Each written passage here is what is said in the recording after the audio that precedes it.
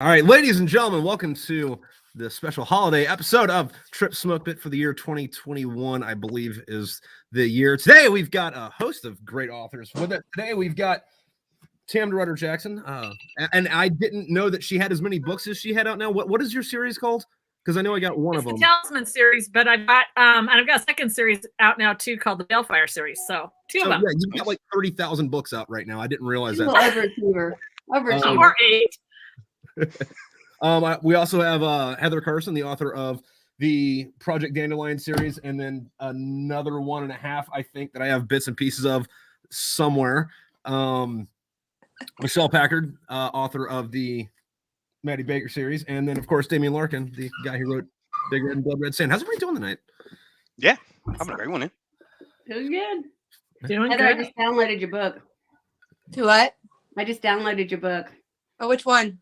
The first one, Project Dandelion. I was going to read it last night, and neighbors came over and we started drinking, so that didn't happen. That's the story of my But I had good intention. And then I started drinking. Hey, I don't know if you saw it, Michelle, but I just uploaded what my Amazon sent me this morning on my email. Did you see it? Oh, yes. They A come right little, in my front. counterintelligence coming up. Nice. Oh, that's it. I don't know if you guys all know this, Right? but I You took Fable and with 10 me. other people got it. I went over to Greece to a writing retreat, which if you're looking for something fun to do next October, it's not expensive. And another writer, she writes erotica and she writes women's fiction. But there were sci-fi authors, there were thriller authors. Some lady that writes some weird ass mysteries, some psychological thing. I don't know what she was doing with dogs. But anyway, Wait. You mean in the book? Or at the Dogs place? are like a Serbian film, Human Centipede, with the dogs. Yeah. I was like, I don't know. I couldn't quite follow everything that was going on with the dogs. Anyway, but it's a great retreat and it's cheap. 4 and 5 stars for like $2,400 for 10 days, all inclusive. So Was there many people at it, a or? good deal. Anyway, so I took Fable with me. Fable sure went on did. tour with me, and I had a really good time, and I was able to share it with several other authors, and I just can't wait for Counterintelligence to be like real, not on my computer. Well, I don't know. I was one of the beta readers for that. I don't think she made too much stuff up for that. Like that seemed all pretty plausible. it was. Yeah, it was very good. Listen, Yeah. I never You need said to that I model was stuff. smart. I just write about, things that are happening. So And it's great to have it back as well. Like, she's I have to say, Matty Baker as a character, I think she's absolutely brilliant. Like, just this like ass kicking kind of like mom. Like, to look at her, you wouldn't kind of think like she's like this badass like super agent, coming after all these terrorists and stuff like that. Yeah, it's a great read. It's fun. Like, it's the best way to describe it. yeah. It's a really fun read. So yeah. Let's Can't wait talk for that. about Trip's fun books that just came out. Oh yeah, I got a few books out. Let's all come onto my show and talk about me. Yeah, Exactly. That's what we're here for. Yeah, but how many is that for you, Trip? That's like you're giving me hell. But honestly, what is that? 9? The 9th one comes out in 4 days. So Nice. There you go. and it's super motivating because When anybody writes a book this thick, they got issues. no. Oh, hey, whoa, wait a minute. Whoa. I loved it. I carried it everywhere. I saw that. Like, did they My charge you? biceps are working. Yeah, that was a great thing about taking Fable on vacation. Didn't take up not a lot of weight in my suitcase. We call that streamlined thriller. Actually, speaking Yeah, it kept me entertained. speaking of going off, Heather, you were just at a big book conference in Vegas, right? yeah, I went to 20 Books to Vegas. Oh yeah, I think how I'm was messed up that? doing this Cool. on my phone, guys, because I can barely hear you. Oh, Crap. Oh, Sorry, I'm like tech non-savvy. I don't understand technology at all. But yeah, I went to Vegas. That was fun. There was a lot of authors in one place, but it's well, pretty let's crazy. hear all about it. I want to go next Yeah, I year. want to know about that. Mhm. Are you in 20 Books to 50K? It's a group on Facebook. I don't do Facebook. I've heard about it, yeah, but like I don't know much about it. Awesome. It's like literally, I call it the Google for authors. If I ever have a question, I just Really? go scroll back through posts from years and years and years. Like, I mean, these are 6-figure authors like that have been doing this, for Nice. quite a while, but it's just like the whole idea, like, you know, like building in a series and building a backlist and like, you know, the best way to promote and like I just any advertising question I ever have is on there. But yeah, so they had the huge conference. They do it every year. Well, they didn't do it last year, obviously, but yeah. So it's 20 books to 50K or whatever. 20 books to Vegas is what they call it. But yeah. It was like 1,800 authors, I think. It was awesome. Wow. It's pretty cool.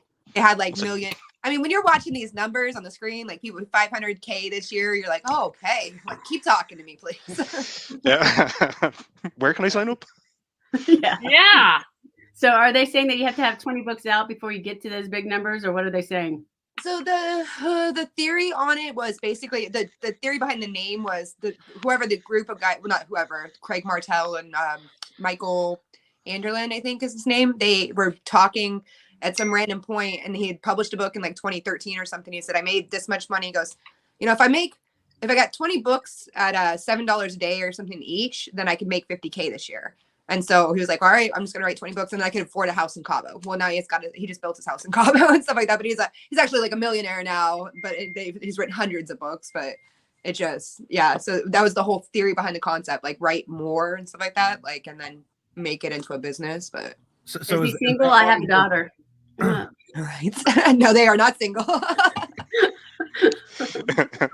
No, Heather, is that why like all your books is like, all right, here's a series that could be one novel. I'm gonna cut this into 5 pieces. Well, I mean, come on. It's like Netflix episodes. That's what I say. There's still 40,000 words. That's what a novel is, 40,000 words. That's what I hit for every time. That's right. Yep. And I could just put them into one, but then now I sell it so I make as much as a traditional book. Like when I sell a book, like it's just 3 of them to equal 1. Does that make sense? I'm with you. Yeah, and do you get any kind of pushback on that at all, Heather? Like, is there any kind of people kind of say because it's smaller, that is my only complaint is readers. Okay. Not my only complaint. I've obviously got lots of complaints. There's a complaint, but my biggest complaint is readers are like, my only complaint is my avid readers are like, I just want more. Like, I just wish they were longer. And I'm like, you know, at least I didn't bore you. Yeah. Look at that complaints. Buy the next one. That's right. Buy the next one. But you know something? I write books that are 95,000 words, and I have readers that are saying, but why didn't you finish? Why didn't you do more? So I don't see. I don't care how many words you write. If they love it, they want more. Yeah. So, yeah, 40 grand is fine. Yeah. They're places to give me crap though because they're so little. And he's like, "This isn't real," and I'm like, "Well, you put like music notes in the back of your book, so that's not even." It's called padding, all right? That's a good idea. I like it.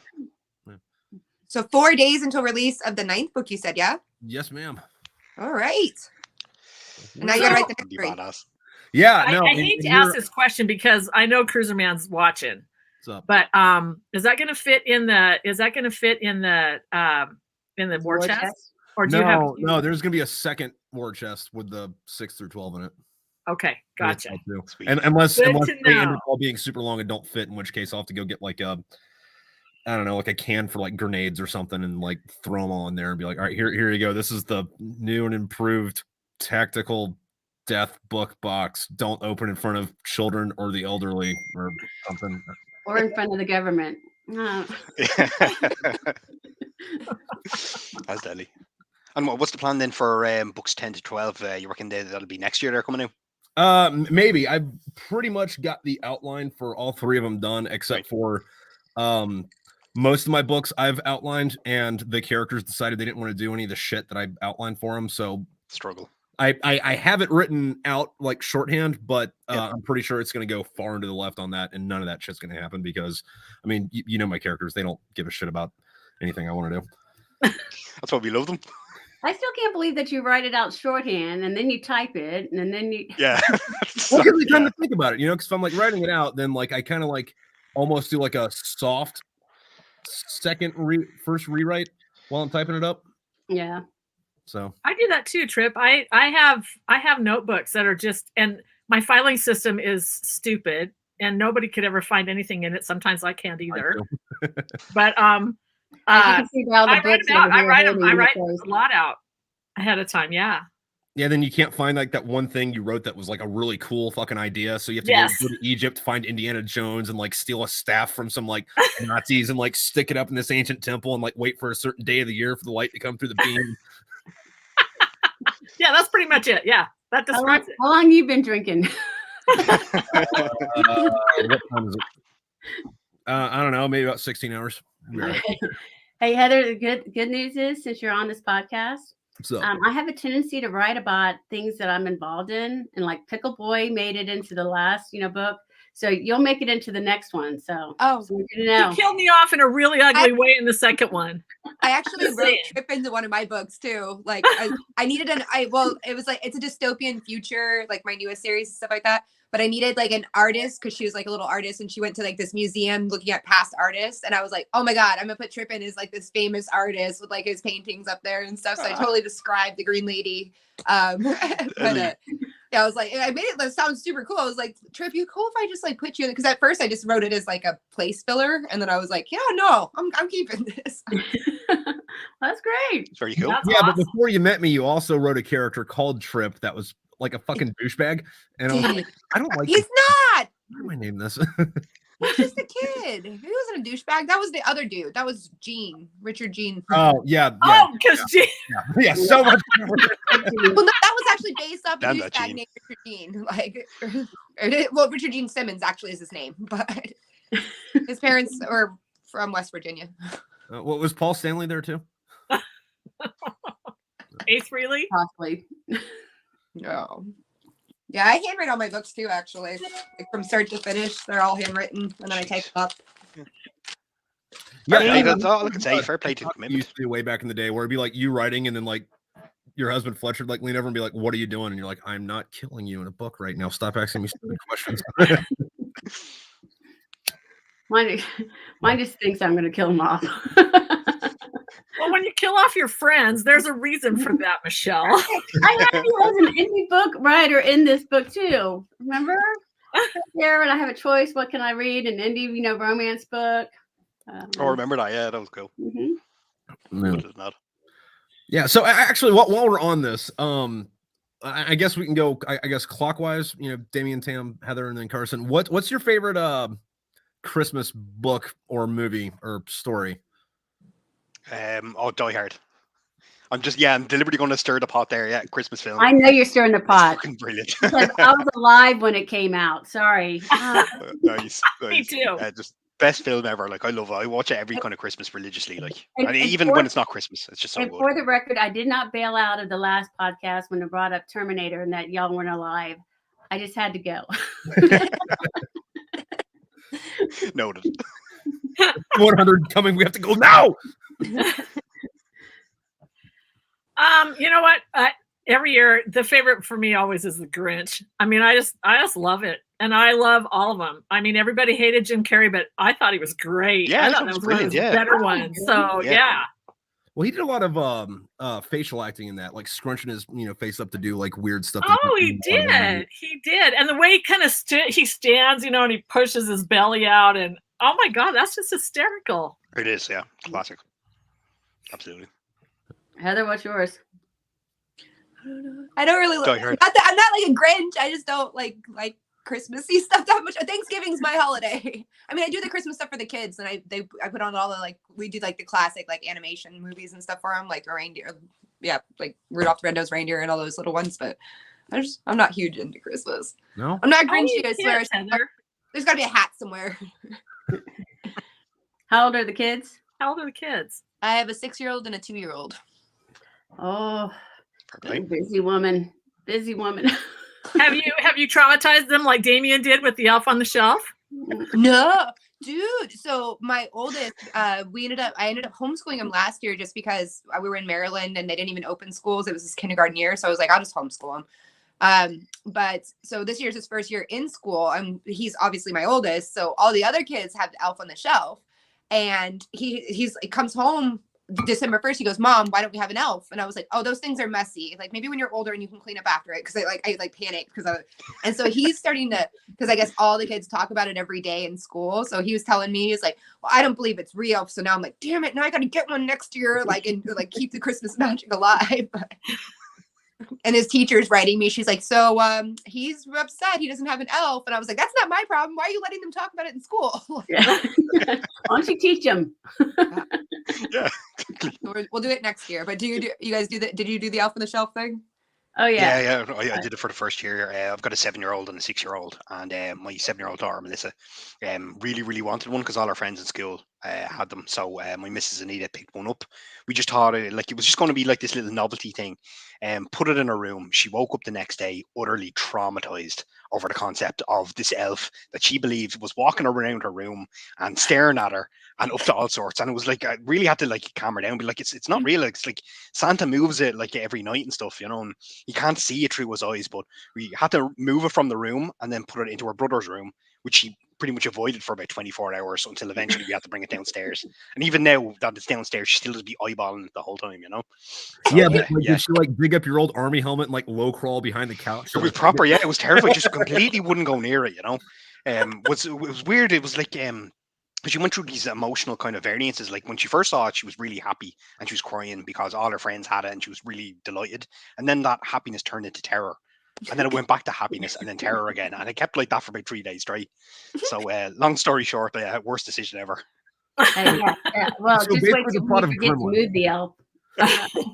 Yeah. Oh, she loves the movie Elf and all that, but just Well, something no, about but that. it's I like, think it's why didn't Elfie move? I guess you weren't good today.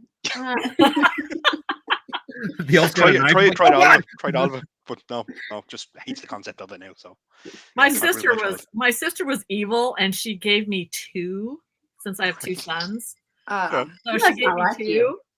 and yeah, and I just told him, I said, I think these elves are just going to hang out in the sleigh with Rudolph, and I've got a little sleigh that my brother made because they both thought that this was necessary.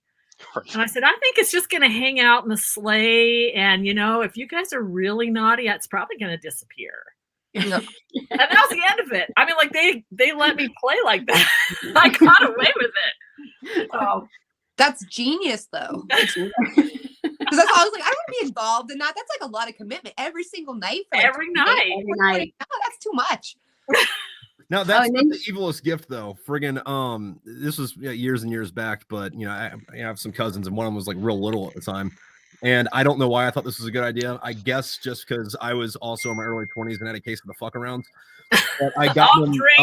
I got them both these Nerf guns that were like 3 feet long. They're battery operated, belt fed. They had like a tripod loaded from the feeding tray. Nice. Could shoot 50 rounds at a time. Just like dang, dang, dang, dang. And anyway, I give them to my cousins. And it's like, what did I do to you?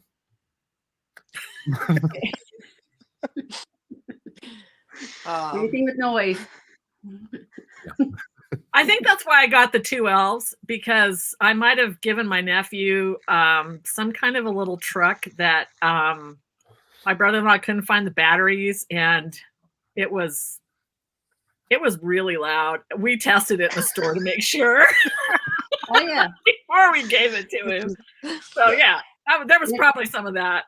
And if you want to have a lot of fun, give them that 10,000 piece craft, thing where they can have all those little things go all over their house. That's how you do payback in our house. Loud noise. We'll give you 10,000 pieces. Have fun finding them everywhere. Oh, that's classic. Actually, yeah. No, since we're back to you, Michelle, what's your favorite Christmas movie? And Well, Amy already Die said Hard's got to be up there at the top. Hell yeah. A Christmas Story.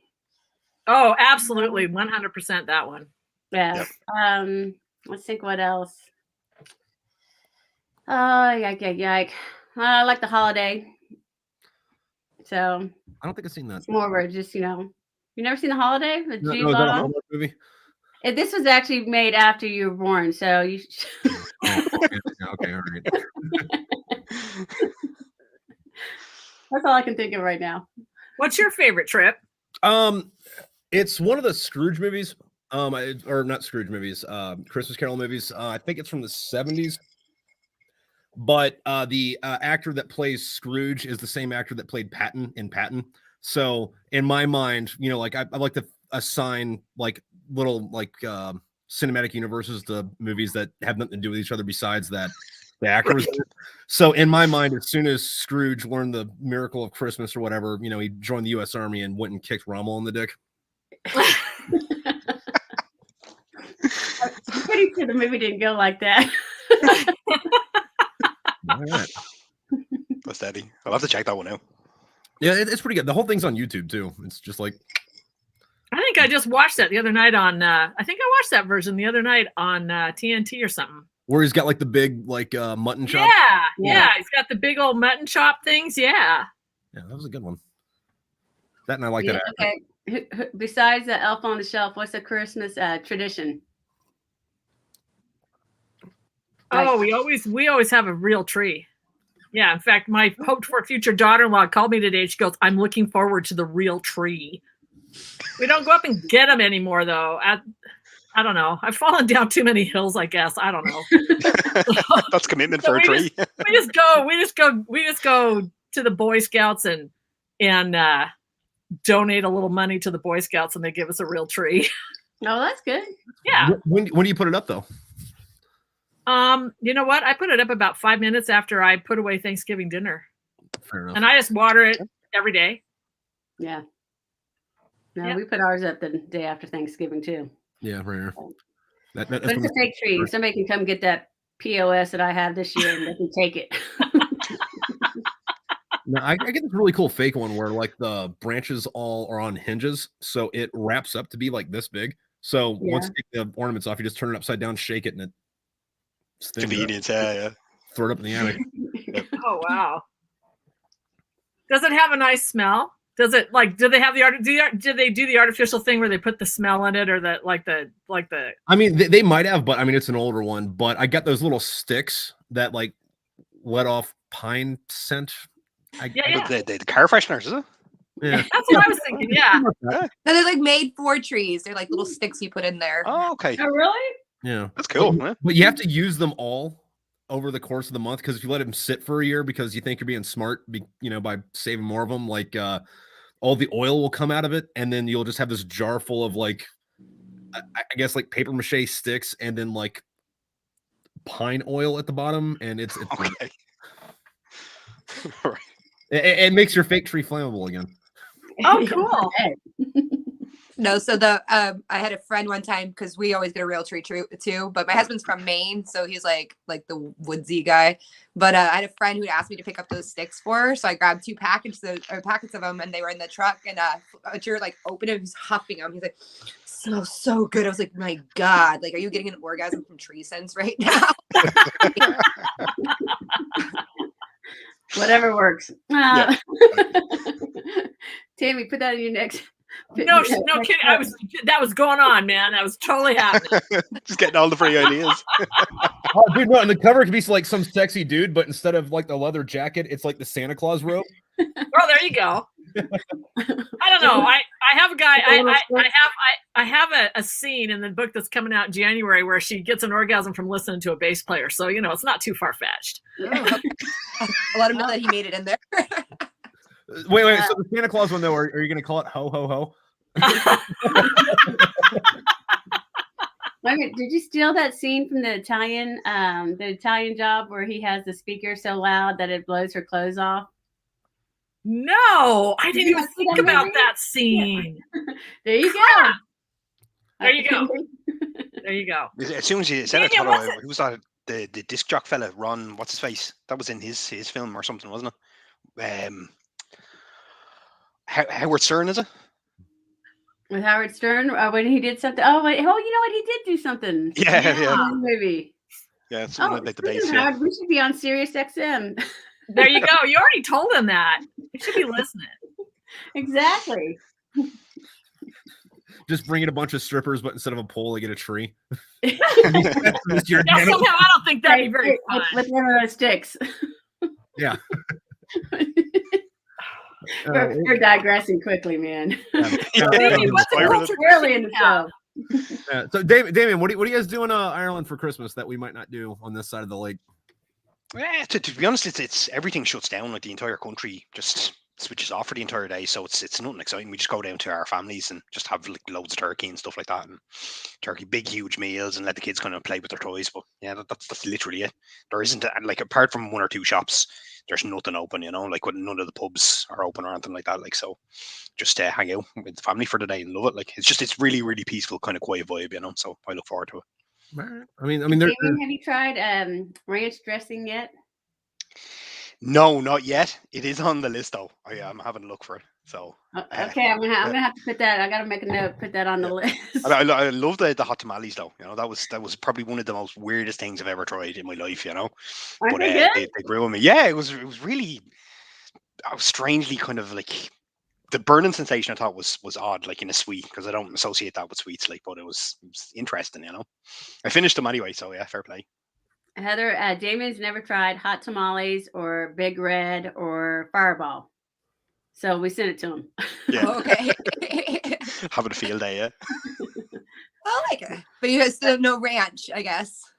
No, Yeah, he's I had mean, that I ranch. think it's over here. Like, it's not something I'd really use or think about using or buying or anything like that. So I'm sure I can get it somewhere in some of the shops or something like that. But yeah, not offhand. Oh, you got to have the real thing though, and we can just send you a packet. You go find some buttermilk, and you got it made. Yeah. Look, I'm not going to say no to free food and free There sweets you and go. free kind of like stuff. So yeah, send anything you want over my way. I'll Um, give it a good home. Yeah, no, my wife made something last week where we got those like ranch packets where it's the powder, and we mix it with chicken broth, and then we put pork in it in a slow cooker and let that sit overnight, and that That's was really good. Really? right on the nose. You can Oh, put yeah. ranch in pickles too, and just kind of shake it up, and then you can eat the pickles afterwards. Yeah, the thing about that though is like I like warm pickles. Like I don't like them like cold in the fridge, which You like apparently warm pickles? yeah no I Do you think like those big pickles, or do you like regular pickles? I like the little like snack ones you get like Yeah. that like next to the I don't know the cheese tray I guess. Yeah. Okay, I was gonna give you grief. No, if you ate one I'm of right those. with you. I'm with you, Trip, man. I like them. They're way better when they're warm. Oh, really? Yeah. Like as a snack, like pickles Yeah. as a snack. Right. Is it like steeped in vinegar, that type of stuff? Oh yeah, is it? yeah. Yeah. All right, okay. Yeah, but I instead of can't imagine snacking on that. No. And you know Yeah. how they're really, really good is if you deep fry them and dip them in ranch mix. Deep fried them. Oh yeah. Yeah, that is true. Hell. And dip them in ranch dressing. Delicious. Mhm. Jeez. All right. Are you from the South? No. No. But I love that stuff, man. I don't know. It's just the thing. She's up in Wyoming. There's nothing around her. No. There's nothing. Sagebrush and rabbits, and that's it. How much snow do you have right now? None. Yeah, Yeah. me either. Well, we have about 2 inches outside, but it'll be Oh, gone I'm jealous. by the end of the day. So it's really quick. Yeah, but you're in Wolverine territory though, so Hey, listen, we got those fat turkeys that look like vultures. They're disgusting. They're all over the place. So we have the Like deers, wild and turkeys, ducks, is it? foxes. Mm. What now? Are they wild turkeys? I don't know what they are. I know when my dogs chase them, they can fly over a house though. So. Oh. But they're fat. I mean, they're not good looking things. So, Are they turkey vultures or are they real turkeys? I don't know. They look like turkey vultures to me. Those and things they're are Yeah, really- but do they have a waddle? yeah. Where are you at? And right outside of Denver in Littleton. Oh, okay. So we're right on the mountainside. Yeah, you got real turkeys because I saw the pictures. Yeah.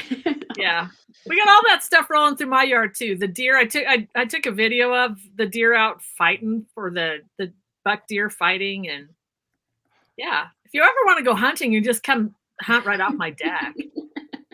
Nice. have you, Serious. have you all They seen that frown video about that where- in this state. They frown about it here too, but see, I live right on the edge of the BLM, so I'm actually in a hunting zone. So if I gave you permission, you could just sit on my deck and shoot them. Okay, good. That's so cool. Yeah. Nice. Have you guys seen that video that's floating around where they're talking about the felt that's on deer and like moose antlers when they first grow, and the video's talking about how when it first grows out like that with the felts on it, that means the antler is about to fall off, and there's a deer out there just standing there with the felt on its ears. You'd be doing it a favor if you go up and just grab it by the horns and rip them off. Like that deer will thank you forever for that. Yeah, Yeah, they somebody's gonna run get on my flagged trees. for that one. Fake news.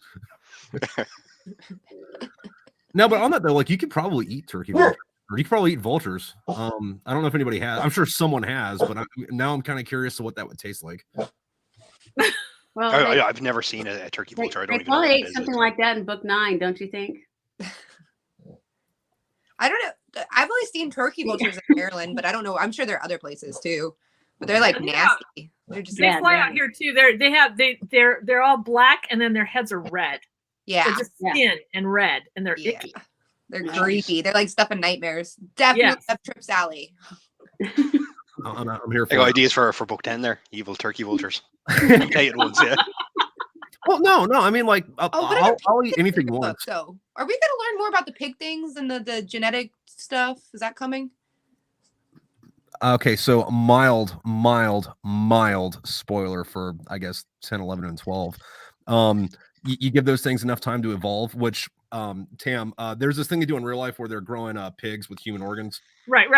Yeah. Yeah. Well, you nuke the planet and let those things just live for a while. And eventually, since they got human parts, they become intelligent. And what I'm going to call their race is it's going to be spelled P''ORK, but the P is going to be silent. So they're going to be the orcs, but it's going to be spelled pork. Right. Hey, pigs are smart. Come on. Pigs are smart. Pigs creep They're me ahead. out how smart they are. I like to eat pigs, but pigs are just like the creepiest animal to me. Like they could just devour a whole human head in like 2 bites. Yeah. Yeah, that's There's brutal.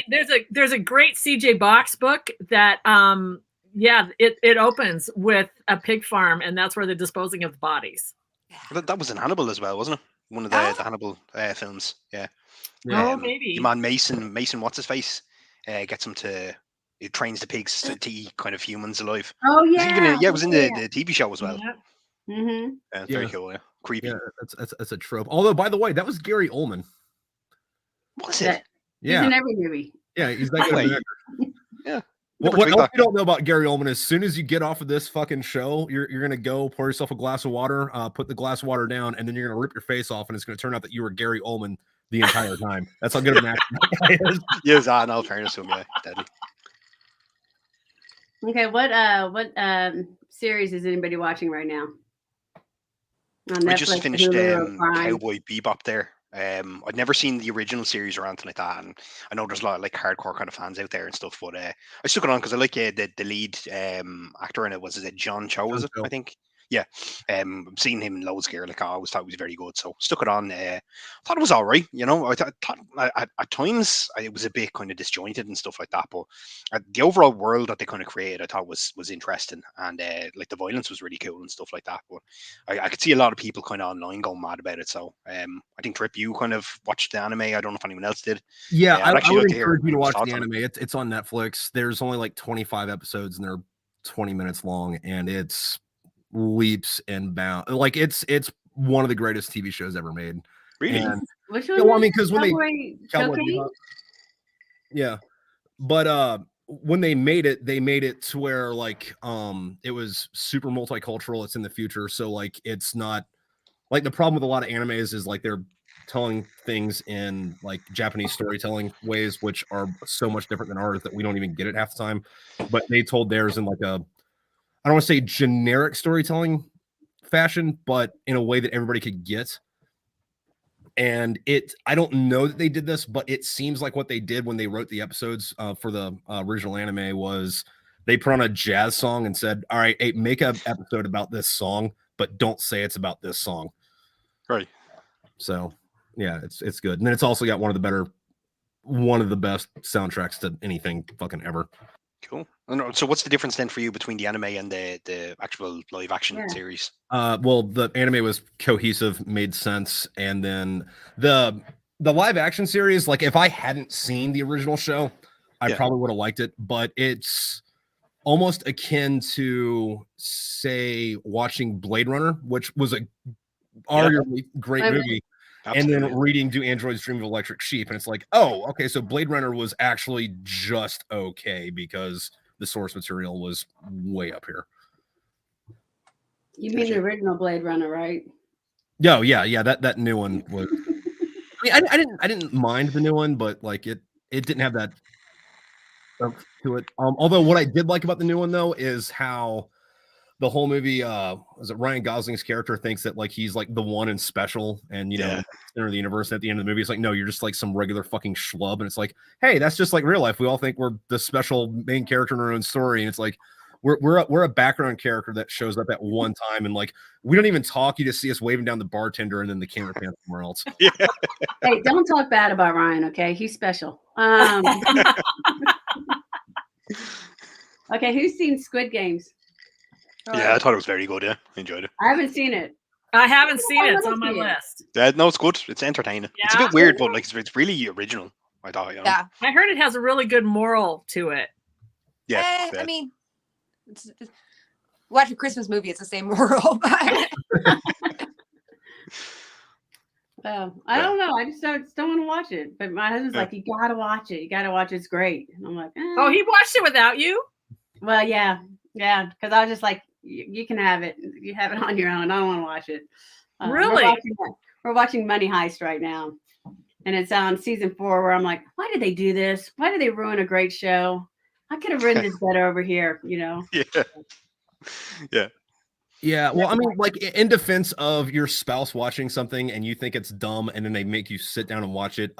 My wife binge watched Tiger King. I came in for 3 minutes. I was like, "This is dumb," and left. And then when she was done, she's like, "Sit down and watch this." And then I'm like, "Holy fucking god, what the fuck is this bullshit?" Crazy, isn't it? Yeah. Hey, did you watch the second one?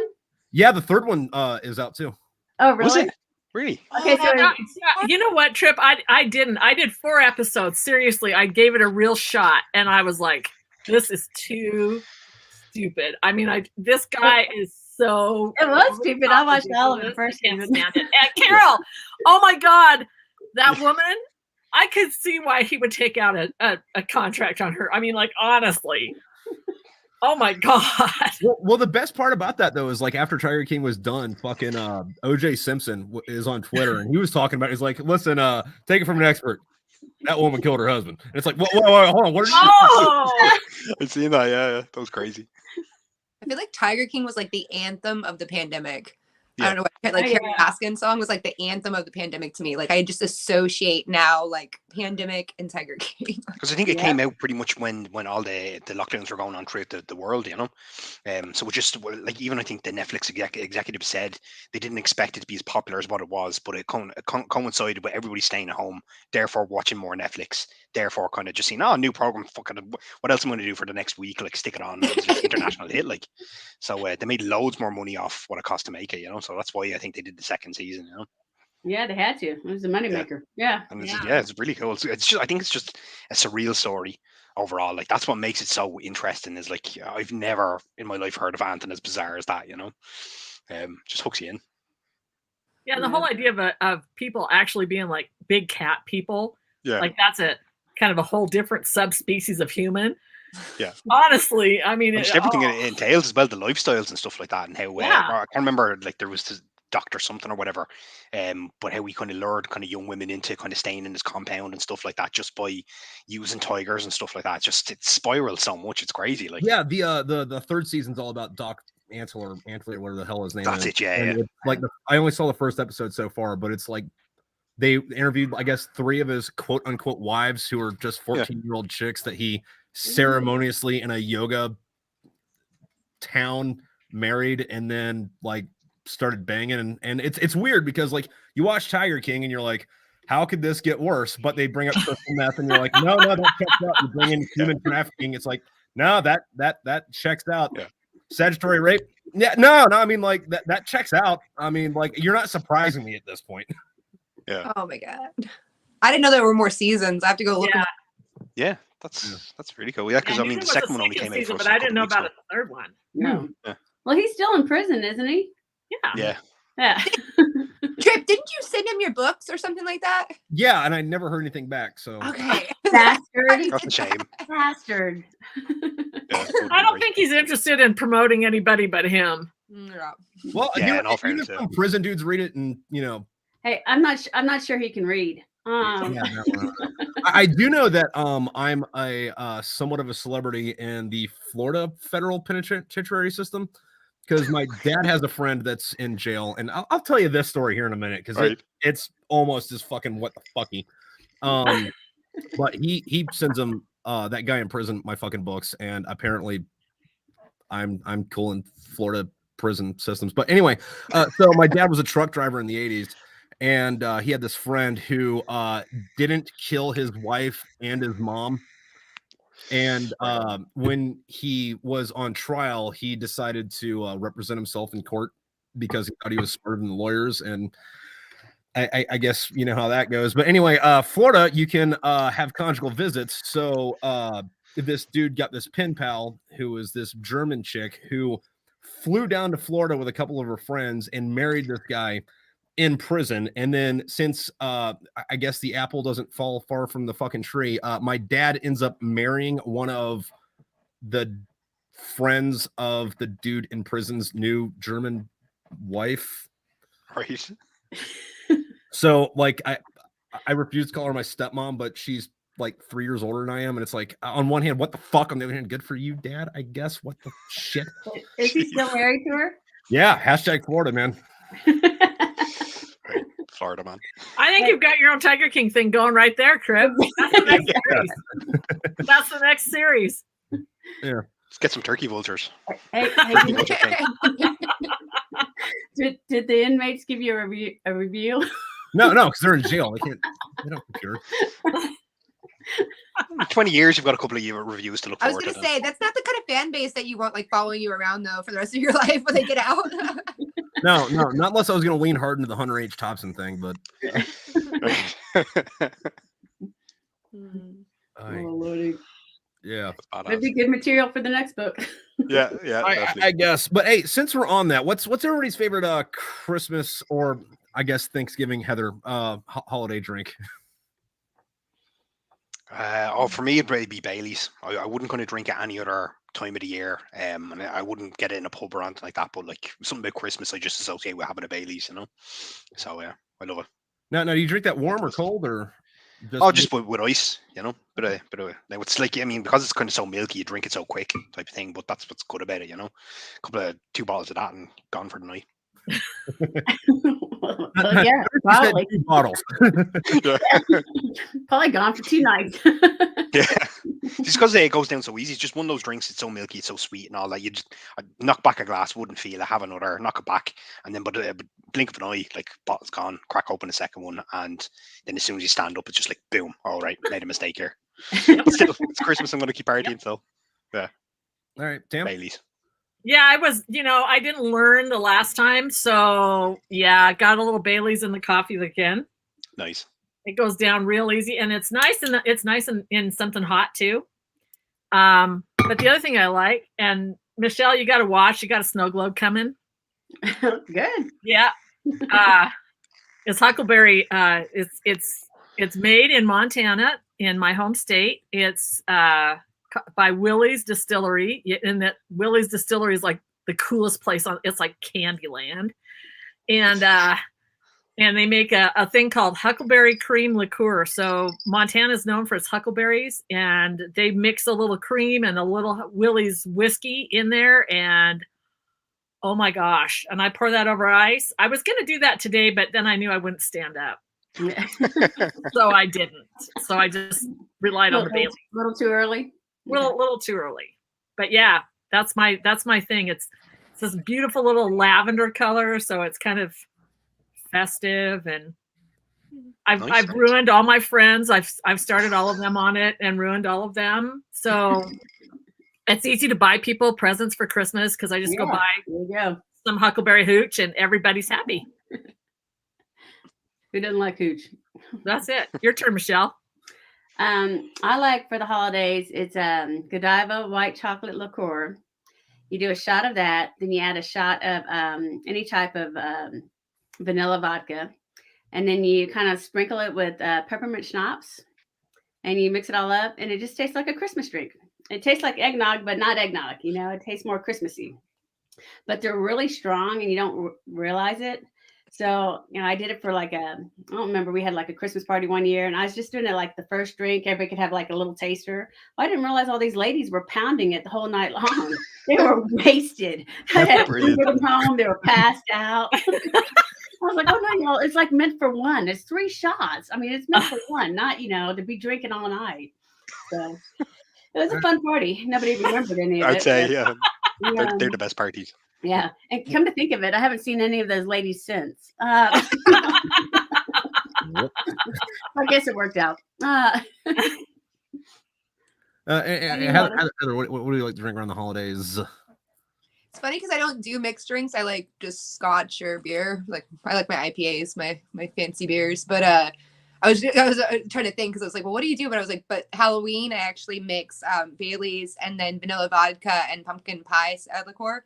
And then we put them into like syringes. And so when like our old neighborhood was better at this. So we would walk around and they'd give the kids candy and then we'd hand back shots to everybody who gave us candy. So Deadly.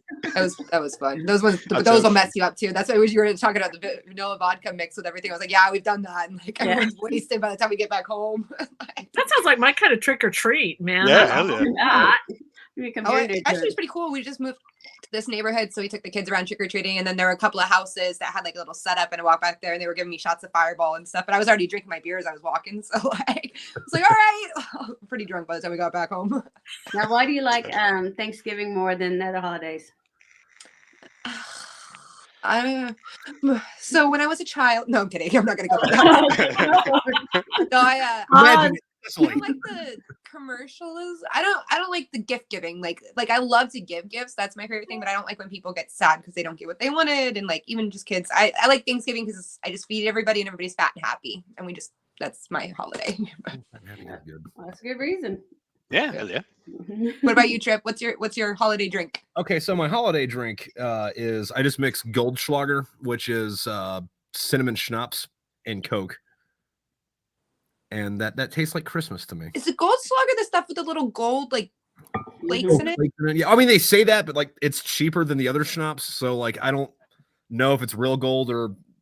I think it's like it's just tin painted gold, but their whole marketing thing was that it cuts the back of your throat when you're drinking it, which gets the alcohol into your bloodstream faster and stuff. Yeah, I'm pretty sure that's bullshit, but like I'm here for it anyway. But I did have my notes. This one thing I wanted to tell you guys. Well, I guess so. Damien, we have this thing in America called an Irish car bomb. Where Not like that car bomb over there, and whiskey or something, and into a Guinness. Yeah. Depending on where you're at, you either take a shot of Bailey's or a shot of Jameson, and you drop it into a glass of Guinness, and then you chug it. But this is right before my first deployment. Everybody's packed up, so we don't have any like house stuff. We're just like in a barracks room getting ready to go, and we're like, well, we should probably get fucked up before we leave. And for whatever reason, we decided to get Irish car bombs, but we didn't have anything to drink them out of. So like we had like one solo cup that we were all sharing, and then instead of a shot glass, which we couldn't find for some fucking reason, well, I guess we were in 29 Palms, and this was in like 2008, so like they didn't really have a PX there or anything. But we took the scoop for the laundry detergent and like cut the handle off. And we didn't clean it enough, so it was like, yeah, we're gonna up, but we're also burping up soap. It was a holiday to remember. Yeah, fucking Marines, man. And you must have been feeling that the next day. Hey Tim, tell them about the solo cup. I never knew this. Oh, that was so funny, and I got flagged because they said that it was not that they checked it and it wasn't real, and I was like, it was a fucking joke. No, I was thinking catch on bots. Catch on bots. But one of my buddies, I don't know if you guys follow him, but he's a hoot, Dr. Marcus. And if you like your whiskey, follow him because he always knows all the good stuff and he always shares. Cool. And so he was going to go test it. So we'll find out. But anyway, and this was a joke. It was a joke. Instagram's bots were just like, "Oh my god, she put up bad information," and I just put in the comments, the bots can't. Yeah, it wasn't anything nefarious either. It was just like the lines in the solo cup. Or I know. It just wasn't even a thing. I was like, serious? That's what I'm gonna get called for. I hope I don't go into Instagram jail, but I might. Hey, what did you get kicked off Facebook for, Trip? I shared a meme of it was the Hitler?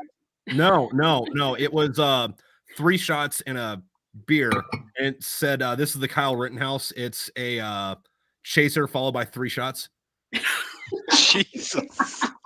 Fucking And that It's landed me a month in- tasteless, but damn, that you should get kicked off for that. yeah, I got a month in the slammer for that. So Oh.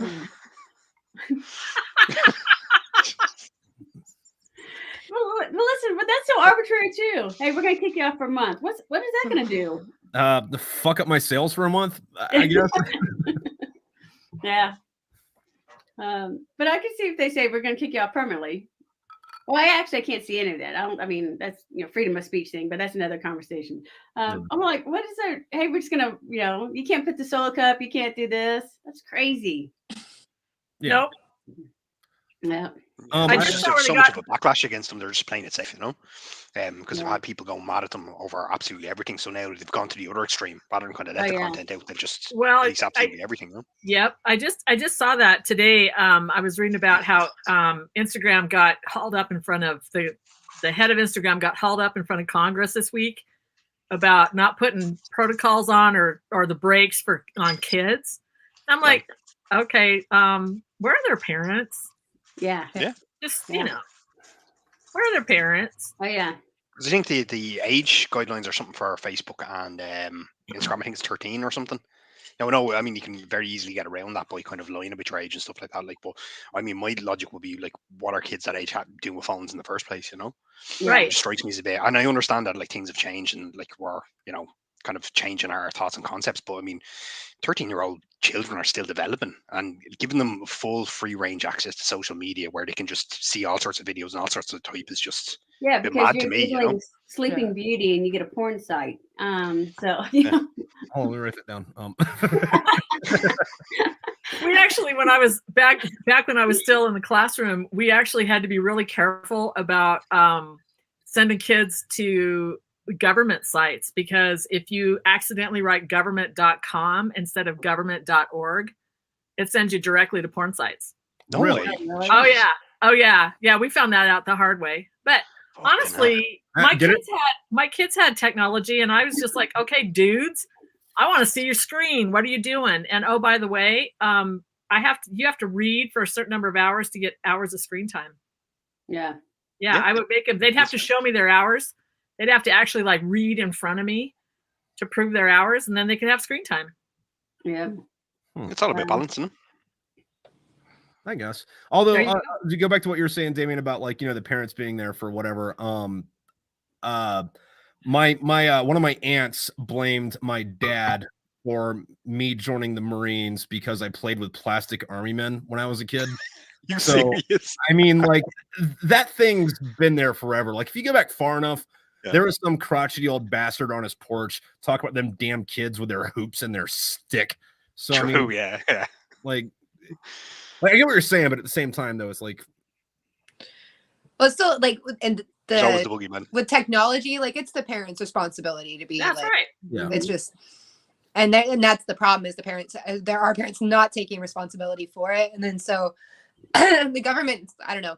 That's kind of like our school motto last year when I homeschooled my youngest, because I was like, you know what? So my little 5-year-old, he's like, screw the government, spoken like Sean Connery voice. I wonder where he learned that. But it was more because I was like, I don't want the government like telling us what we have to do, kind of thing. And that's kind of what, like, the more rules that the government has, like, oh, we're going to regulate, children on this and stuff like that. We were on social media, we're going to regulate, like, they're stepping in to like enforce these things. The more like the government gets involved, like it shouldn't even be like they don't even need to do it. It's the parents' damn responsibility. Yeah. Well, that's the problem. You become dependent on the government, then you got a problem. Yeah. Well, but the problem too is that when parents abdicate the responsibility, then everybody's mad about how it all turns out. It's like, well, then we'll just get the government involved. We'll just have a law, and it's like, dudes, you got to just step up and be responsible. Yeah, Like vicious circle. personal responsibility. Like, Yeah. No, and then like one of my favorite ones is like, I would say like me and a lot of my friends are pretty anti, quote unquote, the government, but then the kickbacks like, didn't you spend like, weren't you in the military? It's like, listen, you little shit. Well, I mean, the government has a damn purpose. It's just the overreaching government. Yeah. It's the Yeah. problem. Right. Yeah. Okay, Damien and Heather, what do your kids want right now, being at their ages? Everything. everything you can think of. It's just like they see a toy on like a TV advert or in a toy catalog and they want it, you know. So, Aaron, he's little Pelly 6. He's all about King Kong now, King Kong and Nerf guns, and yeah. So yeah, that's gonna be fun. But yeah, and Melissa, she again just picks all sorts of different stuff. Like she's mad into her kind of art and stuff like that, which is really kind of cool. But just every toy you can think of, and just expects it. So Yeah. that age. Yeah, when my kids moved out, I found all the Nerf things in the weirdest damn places because we did the Nerf guns. Yeah. And they're deadly, you know. They're going to be in places you can't even imagine. Yeah, well, I already have loads of them. They got us through the kind of pandemic. Well, during the first lockdown, I just stocked up a load of Nerf guns and we just stayed at the back the whole time, like shooting each other. So yeah, for 3 months of just shooting each other with Nerf guns. So that was fun. Now, do you let them win or do you take them down? Oh no, it's like I'm proper. Like if they win, if they can hit me, like, but I'm not gonna stand there and let them hit me, you know. So I want to teach them that lesson, like, you know, I'm not gonna just let you win, you know. You have to earn that win. There you go. And that's probably just a competitive streak in me. It's like it doesn't matter if they're like 7 and 6, you know. If you want to best me, you have to best me, you know. You're not going to be the man of the house till you kick me off this mountain, son. Exactly. I used to play cards with my grandma, and we played for money. And as early as 5, man, and we played for nickels and dimes, and she didn't give anybody. She won that pot, man. She was going for that pot. And playing against 5-year-olds, damn, it was easy. Yeah. Did you ever win? Oh yeah, that was a huge. There were like a bazillion of us. I think I have 25 cousins, and so beating grandma was a badge of honor. Like in the whole family, you were the shit, man. Nice. You beat grandma playing cards. Yeah, but I bet it's one of those situations. That What if good, grandma couldn't see her here? I'd beat her. She had a stroke, and one of my uncles made her a card carrier, because she had a hard time holding the cards, but she could still play. So he just laid the cards out in this card carrier, and then she'd still kick our ass. That's brilliant. Fair play to her. Okay, Heather, what do your kids want for Christmas?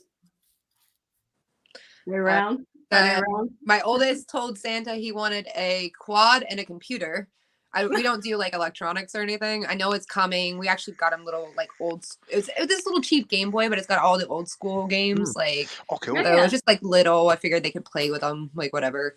But yeah, and then he made a list at school with more things, and then I yelled at him and told him Santa's allowed to bring one thing. You can't change your mind a million times because mommy already bought you your damn quad. So it's like a Power Wheel thing or whatever. But dear Santa, I know that you have a gulag in Siberia where you keep your slave laboring elves. You're making this for cheap. Listen, Batman.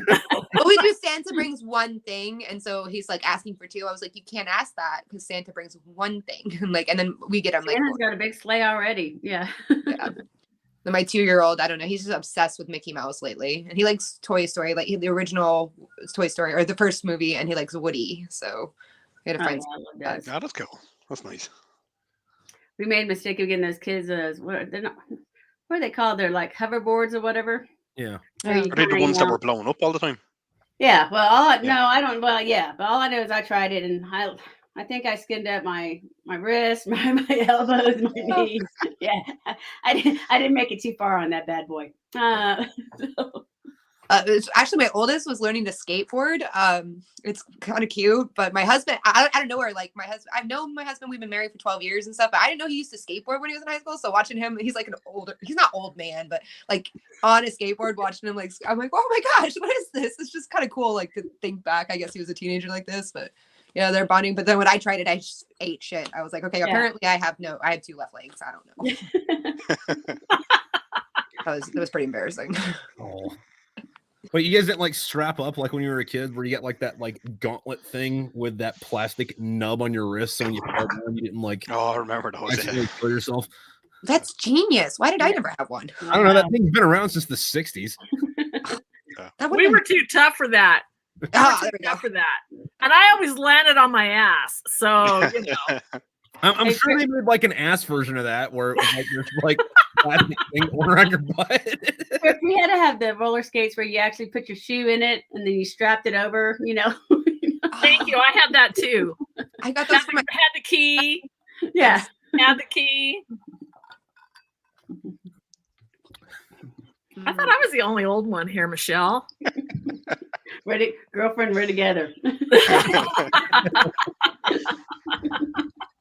Don't worry. What we're about not you, gonna bring Trip? up What do you career. want for Christmas since you don't got kids? You sure you don't want kids yet? I always yell at him. I'm like, come on, you want kids now, don't you? Don't you? He's like, no. You're the worst about that. It's like, I mean, and to your credit, your kids are incredibly well behaved.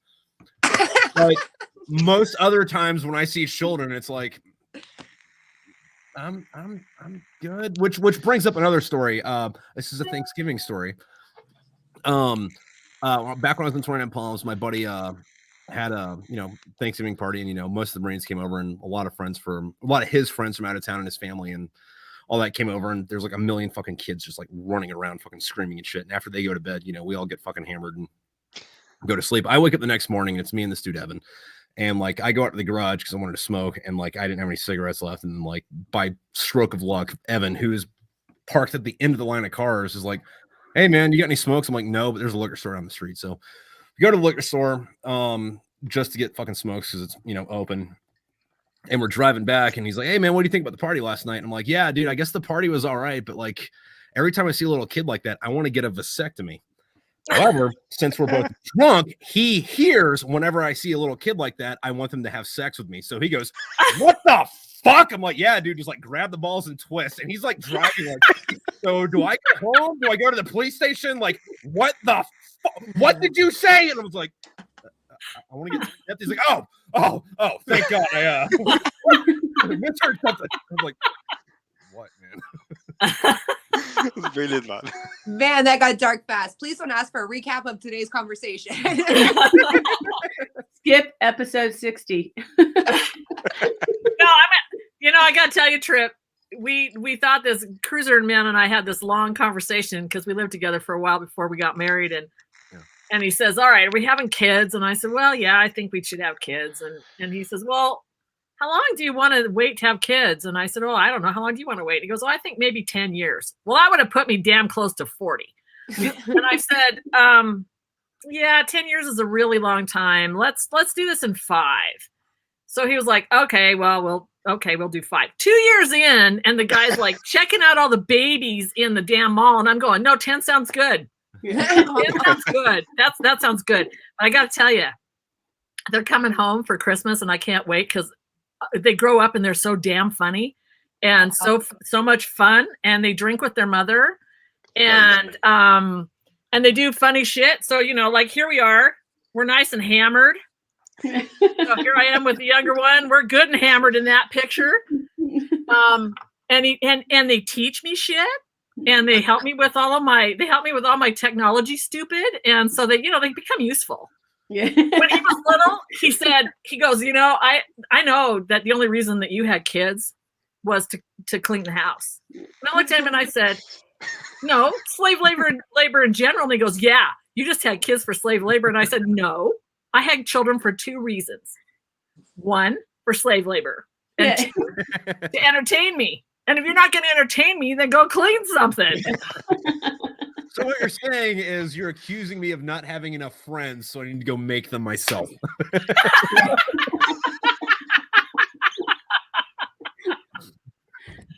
Tim, what is Cruiser Man's real name? Grady. Okay. Yeah. He's got a good Scots name, Grady, Grady.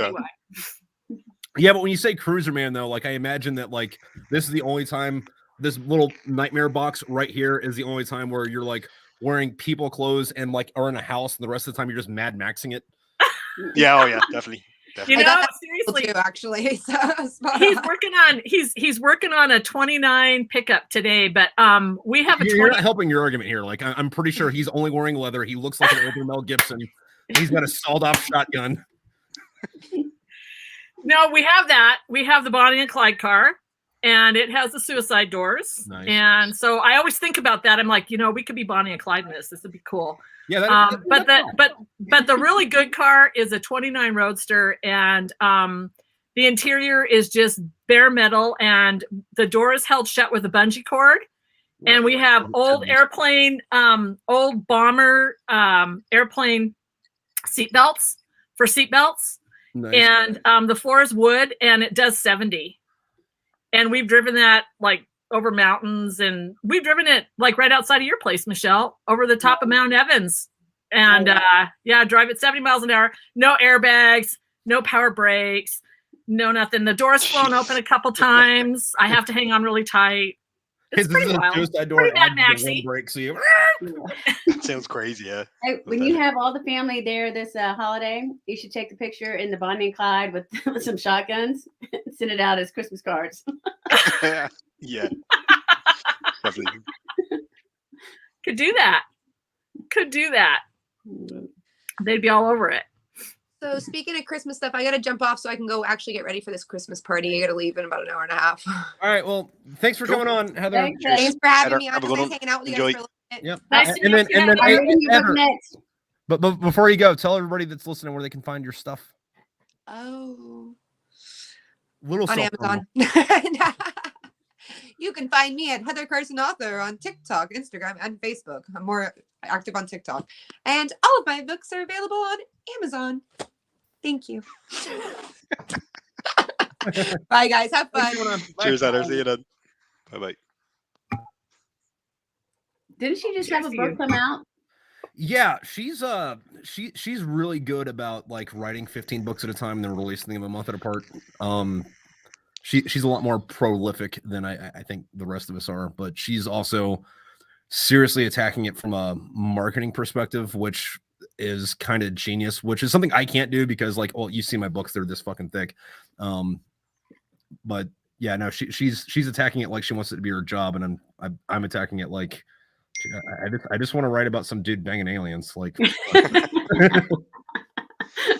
I don't think she seems to be doing it well though. Like, I mean, I've heard people kind of say about that, like doing it like an episode does seem to have a good traction. So if you can kind of like say if you're writing a book that's 40,000 words and you get like 10 of them together, say maybe a year before, and then launch them every single month or something like that, it's supposed to be very, very good, you know, because they're hooking the readers in type of stuff. yeah, You know? and like, I haven't read her second series, but I really did like the Project Dandelion, which is about there's they do some like genetic testing and they figure out there's a certain gene for people that are more likely to survive like the nuclear apocalypse, if I'm getting this right. But like when the bomb started falling, they shoved all these kids into these underground bunkers, and like the first book is these kids in these bunkers, and the second one's they get out of the bunkers, and then the third one's like they got to go back to save their friends that are still trapped inside, and it's real fun.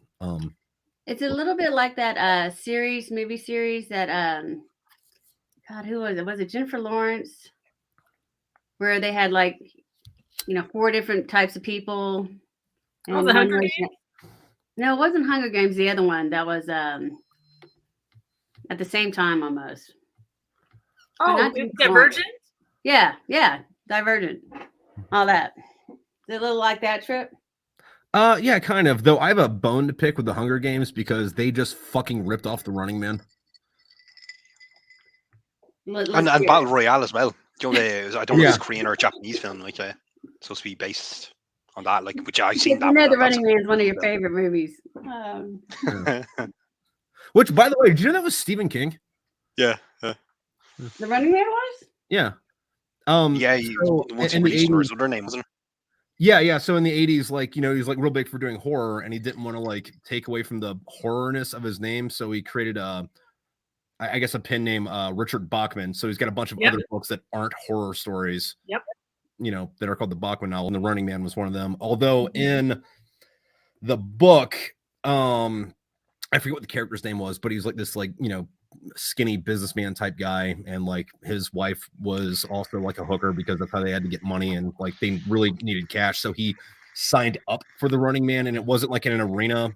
I forget which way they did it, but I think it was like either they dropped you off in Los Angeles and you had to get in New York while the entire country hunted you and killed you. Right. And then if somebody killed you, they got the prize money. But if you made it to New York, you won the prize money. But at the end of the book, he got in a plane and didn't crash into the World Trade Center. Just happened to be beforehand. Yeah.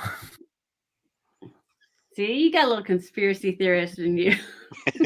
Conspiracy is a word that was conjured by people who don't want you to know the truth. All right. So what they're going to tell you down here is they're going to make up all these lies telling you it's fake news. I'm telling you, people. Well, if you're good at it, nobody would know. There you go. Okay, Jamie, if you had any actor to play in your books, who would it be? Probably for the main character for Big Red, it'd be an Irish actor. His name is Robert Sheehan. Like he's in loads of gear, like, but I can't think off the top of my head. He was in that film. They don't even see it. I think it's on Netflix. It's called Mute. It's like the sequel to that film Moon. No, okay. Yeah, all on your own on that one, big seen guy. it, but I've heard of it. Yeah, it's very good, and it's very good now. It's like the first film, Moon, had Sam Rockwell in it, and God, I can't even think of my mind. I'm drawing a blank. But either way, it'd be Robert Sheehan. He's very, very kind of good actor. He's in the Umbrella Academy in again on Netflix. I don't know again if anyone's seen it. No, but yeah, I'd have him as the main. All character. on your own still. Yeah. Yeah, no. See, so like when I was reading it, like obviously I have that prejudice of like knowing you ish. I mean, I know it's still never actually met, but enough interaction to where like I imagine Dublin as being you. But also in my head, I also kind of imagine it being a young Sean Bean. Yeah, I mean, if only, only, if he could do an Irish accent, then yeah. Yeah. But well, the other guy from the second book, the English guy. No, I'd love to have like him play like McCabe in that or something. Yeah. That would be pretty badass, But yeah, look, we'll see. I'll just wait till Netflix pick up the script and then we'll see how it goes. Yeah, they can cast whoever they want. Yeah. Who the fuck are these people? Who do you want to play Maddie Baker? Oh yeah. That's a good one. One. I always saw her as kind of Sandra Bullock. That's who I kind of had that type of vibe in my mind. She's got Sandra Bullock's got a new show out right now. It's #1 on Netflix, and I haven't seen it. We put it on record. But I keep thinking I wanted somebody like 10 years younger. Okay. But at the same time, Sandra Bullock's playing right. She's just a badass. Like, I think that's what it is. I kind of like Sandra Bullock because, like, no matter what she does, whether it's like a comedy or an action or whatever, like, she's just like a solid kind of actor, Yeah. But she can pull off really kind of like ass kicky kind of characters as well, and just has that sass that I kind of associate with Maddie Baker, Yeah. So just when I was reading, that's what was popping into my head, But, See, I was thinking Blake Lively, so Ryan Reynolds would come and help, Yeah. She can do it, but I'm kind of more in the Emma Stone camp just because she has attitude. Oh, I do like her too. Well, that Emma Stone's got that voice. Yeah. Yeah. That's it. Although, what is it? So Emma Stone's cousin was in 5th Marines when I was over there, and he said she's a giant bitch, and I was like, dude, don't say that about Emma Stone, man. And she's like, her name's Emily. I'm like, I don't know that, man. Did he get loads of shit for? No, not really. No. Who did get loads of shit was we had a great grandson of like one of our more famous generals, but that famous general Jean Lejeune did a lot of fucking shit in the years leading up to World War I down in South America. One of the more famous like guys that kicked ass and take names, dude. But like his great grandson was a cook, so he got a lot of shit for not being infantry. Right. Tam, are you taking a little shot there? I did. Like a And boss, you know what? I didn't mean to call you out in front of everybody. I know that's very You know what I really should be drinking out of?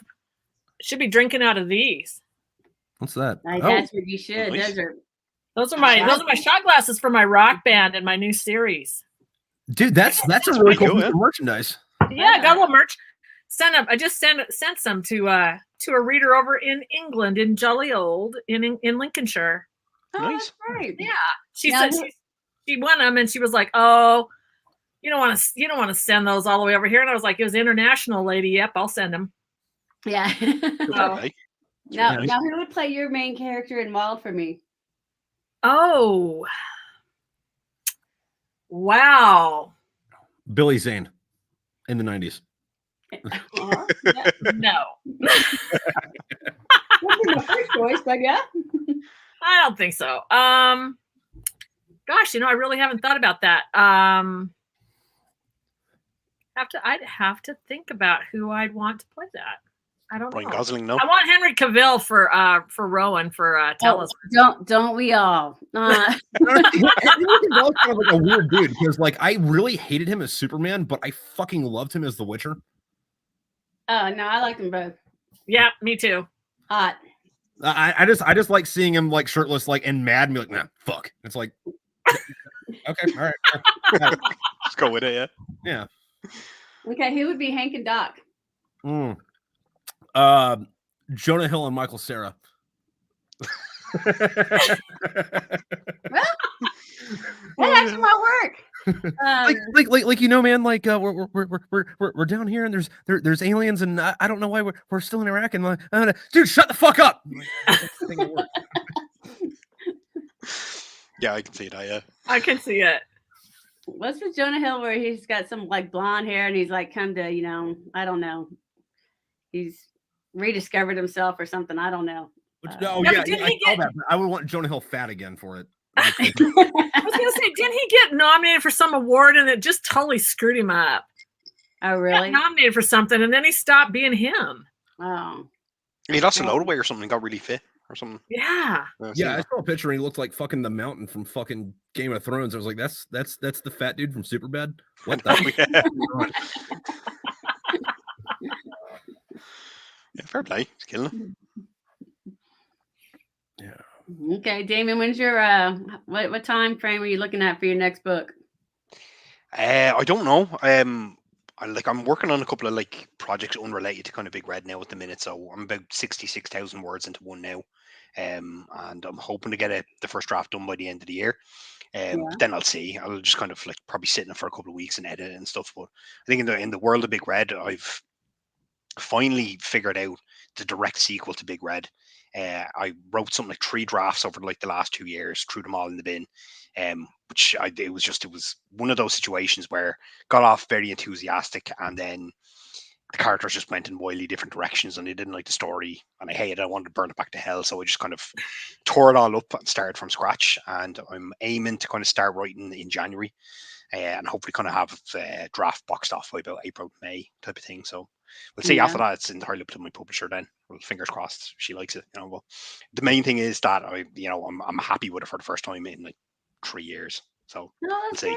Yeah, and I've totally been there with like, I'm gonna write this entire book. This is shit. Yeah. It is. It's just one of those writer things, like, you know. And I even kind of looking back at the earlier drafts, I was taking the story in just this weird direction, and I completely just blew it out of sync. But I kind of think that having Blood Red Sandow, because it's set before Big Red, kind of, and it hinted a lot more about the future stuff, gave me that guideline that I needed to write. I know where I am in point A and point B, and now I need to bring it over to point C. So yeah, it's good. I'm happy with it. So we'll see. So it takes you about 4 months to write one? Yeah, it's about like 3.5, 4 months for a first draft and about 6 weeks for edits and kind of rewrites and stuff like that, you know. But again, I think it's more if you're passionate about something. Like something really weird I found, if I'm writing anything to do with the Big Red kind of universe, whether it's that or the prequel stuff, it just pours out of me. But if I try and write something different, just to be experimental, it's a lot longer to do it, you know. So I think it just comes down to passion. I just really, if I could get away writing books about the Big Red universe all day long, I would, you know. But I still have to mix it up and kind of challenge myself with other projects and stuff, you know. Tim, how long does it take you to write your books? It kind of depends. Generally about 4 months for the first draft, I would say. Yeah. And because I'm just trying to find my way through it, I totally am a pantser. So, yeah, I'm the same. So I don't really know what's happening. I'm just kind of figuring it out, and then it takes me about probably 2 or 3 weeks maybe to totally revise it.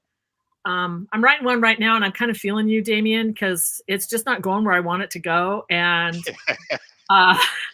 and I can't get excited about it, and it's really a problem because it's in the whole rock band universe, which has been so easy for me to write, and all of a sudden this one's not. So it's a little bit of a struggle.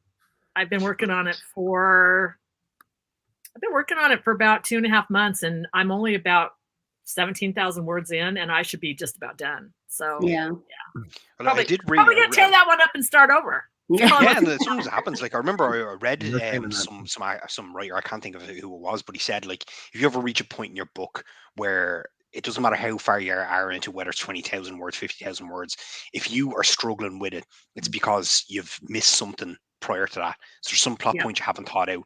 And I had that. Like I had a whip. I got to first draft. It was 74,000 words, and I think it was saying it to you, Trip. It was the one. It was like supposed to be a fantasy one set in a world where dinosaurs were still alive, and it Yeah. started off really, really good. And I hit the end at about 74,000 words and was just like, no, there's something seriously wrong with this. But I didn't have the mental capacity to go back and have a look at it. So that's why I've sat in it for like the last 2 weeks or 2 months. Well, But, however long that one has to sit, I like the idea of that, and I want to Yeah. like Yeah, I think that Game of Thrones with Velociraptors. It'll be all right. The characters were mad. It was weird. I had a bit of a feeling by the time I got to the end. I finished it because I wanted to finish it. I had to get to the end line, but looking back, I know I've done something seriously wrong somewhere in the middle that I need to go back and refix. So I'd say that could be what it is, Tam. Like maybe there might be something that needs tweaking or more characters that need fleshed out or something, But it's Yeah, I perfectly think- normal to feel like that, Yeah, I really think you're right. I think that's pretty much it. And I've been working hard on getting out the other books in the series, and that Yeah. just takes a lot of time to course, do yeah. that. So Yeah, what It'll- people it's don't so- tell you about writing is sitting down and writing it, which is one of the arguable hardest parts of writing anything is putting your ass in a chair, putting a pen in your hand, and writing the fucker. Yeah. The second hardest is rereading it and realizing what was good and what was shit and what you have to cut out. I know you loved that part about where like that chick had that yogurt and that dude had that like kielbasa, and like it was gonna work out, but like no, I wrote that like shit. So I either need to completely rewrite this, which is fucking work, or cut it the fuck. Yeah. When you write short books like mine, there's not much to cut. right. But you said it takes you a long time to write those, Michelle. Why is that? How long does it take you? Oh, it doesn't take that long usually. Oh, okay. Probably realistically, because I base it off, current events. So really, I have to wait for the current event to, something to happen. But realistically, probably about, 45 days. That's pretty That's good. fun. Fair play. That's fun, but the same thing, Damien. If you're interested in it, it'll get flowing, right? Yeah. And Absolutely. I met a friend yesterday for lunch, and him and his wife, and he was like, "Hey, I listened to your audiobook," and that's all I said. He like stopped. No way. Well, what'd you think? Oh, he goes, "Oh, it's good." He goes, "How old are those dogs?" He goes, "Like, how old can dogs get?" So then I started thinking, oh my God, do I have the dogs where are they 16, 17 years old? And I thought, so then I had to go back and look at the book today, and I said, oh, that's right. The dogs didn't come until later. The dogs are a couple years old. They're fine. I can kill them off in the next book. I was gonna say I didn't have any trouble with the dogs. No, he was just analytical. He's like, how long do German Shepherds live? Because they should be dead by now. And I was like, They could get up to 15. yeah. if they're And I lucky. was like, shit. Yeah. I was like, And, well, she didn't get and them. they'll work until they're 12 or 13. Yeah, and I was like, well, she didn't get them until much later. She didn't get them when she had kids or anything. So Yeah. Yeah, no, but the real question though is like, your two Navy SEAL characters. I know who you think they are. Yeah, And they no, are. yeah. No, I imagine them being Charlie Sheen and Michael Biehn. But That's how I wrote them on purpose. yeah, but what are their names again in the books? Jake and Steve. So where's the erotic novel with Jake and Steve that starts off with them playing volleyball shirtless while listening to Playing with Boys for fucking like 6 chapters? Now, what's really funny is my best friend from right after college, Bethany, her Beth. who's- Cool. that's what I based Oh, her off with. wonder where that name came from. Yeah. I told you, I'm not real smart. I just write what I know. So I have her. She's divorced and single, and I have her with Steve in this next book, and she's like, "Really, Steve?" Because it's the same guy that I was talking about that I had lunch with yesterday. No way. And I was like, "Don't worry, one of y'all are gonna die." I need to talk to her about that because I know how hard it is when you go down, because that was really, really, really a wicked way to go. I'm just saying. when I got to that part, I was like, damn. That's what she said. Wait. Well, I got a drink in my mouth. Oh, that's brilliant. Uh, How long did it take you? It really depends. Like my first 2 books I wrote on ship over the course of a month. The 3rd book took me about 3 months to write. The 4th, 5th, and 6th I wrote all together over the course of about 3 months. And this is all first draft. Yeah. And then the 7th book took me about a year to write. I hated it. I threw it away. I rewrote it over the course of 4 months, hated it, threw it away, and then wrote the 7th, 8th, and 9th over the course of like 3 months. But I think that was a lot of trying to figure out what to do and like how I wanted it to work. And then like also like I had a lot of like life shit going on, like, you know, got out of the Marines, got married, bought a house. So And, that stuff gets in the way, right? yeah, it does. It's like fucking listen, I'm trying to be a literary genius over here, and I can't be troubled by trying to figure out what the fuck escrow is.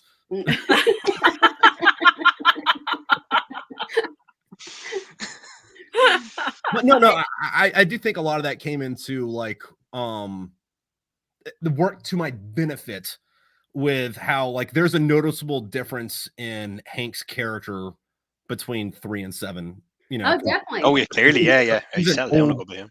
yeah, like because in 7 he's an old man. Like, I mean, granted, you know, he got cursed with immortality and he looks like he's 23, but like he's 80 fucking years old, and all he really wants to do is drink whiskey with his wife in this fucking cabin up in the fucking mountains, and shit happens Yeah. as opposed to like, you know, being young, dumb, full of cum and let's go kill the Russians. Yeah. Yeah. But I think that's Yeah. what was that's what worked with it, is because you saw that the characters were aging without physically looking like aging, Yeah. Kind of evolving, yeah.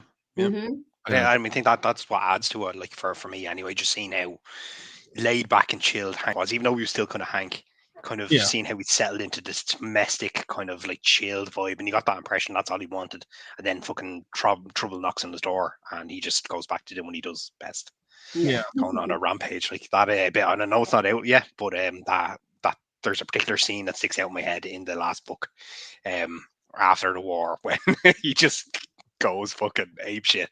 I was like, yeah, that's Hank. Yeah. Yeah. He Yeah. does some fucked up shit, like just real dark. Well, yeah, no, one of the Smoke things I Pit want Wood, to you do with know? that though is like kind of illustrate how so like what in the 7th, like he was upset about what was going on in the world, but he just kind of fucking dealt with it until like he kept getting nudged, just like the bear kept getting poked and he decided to bite back.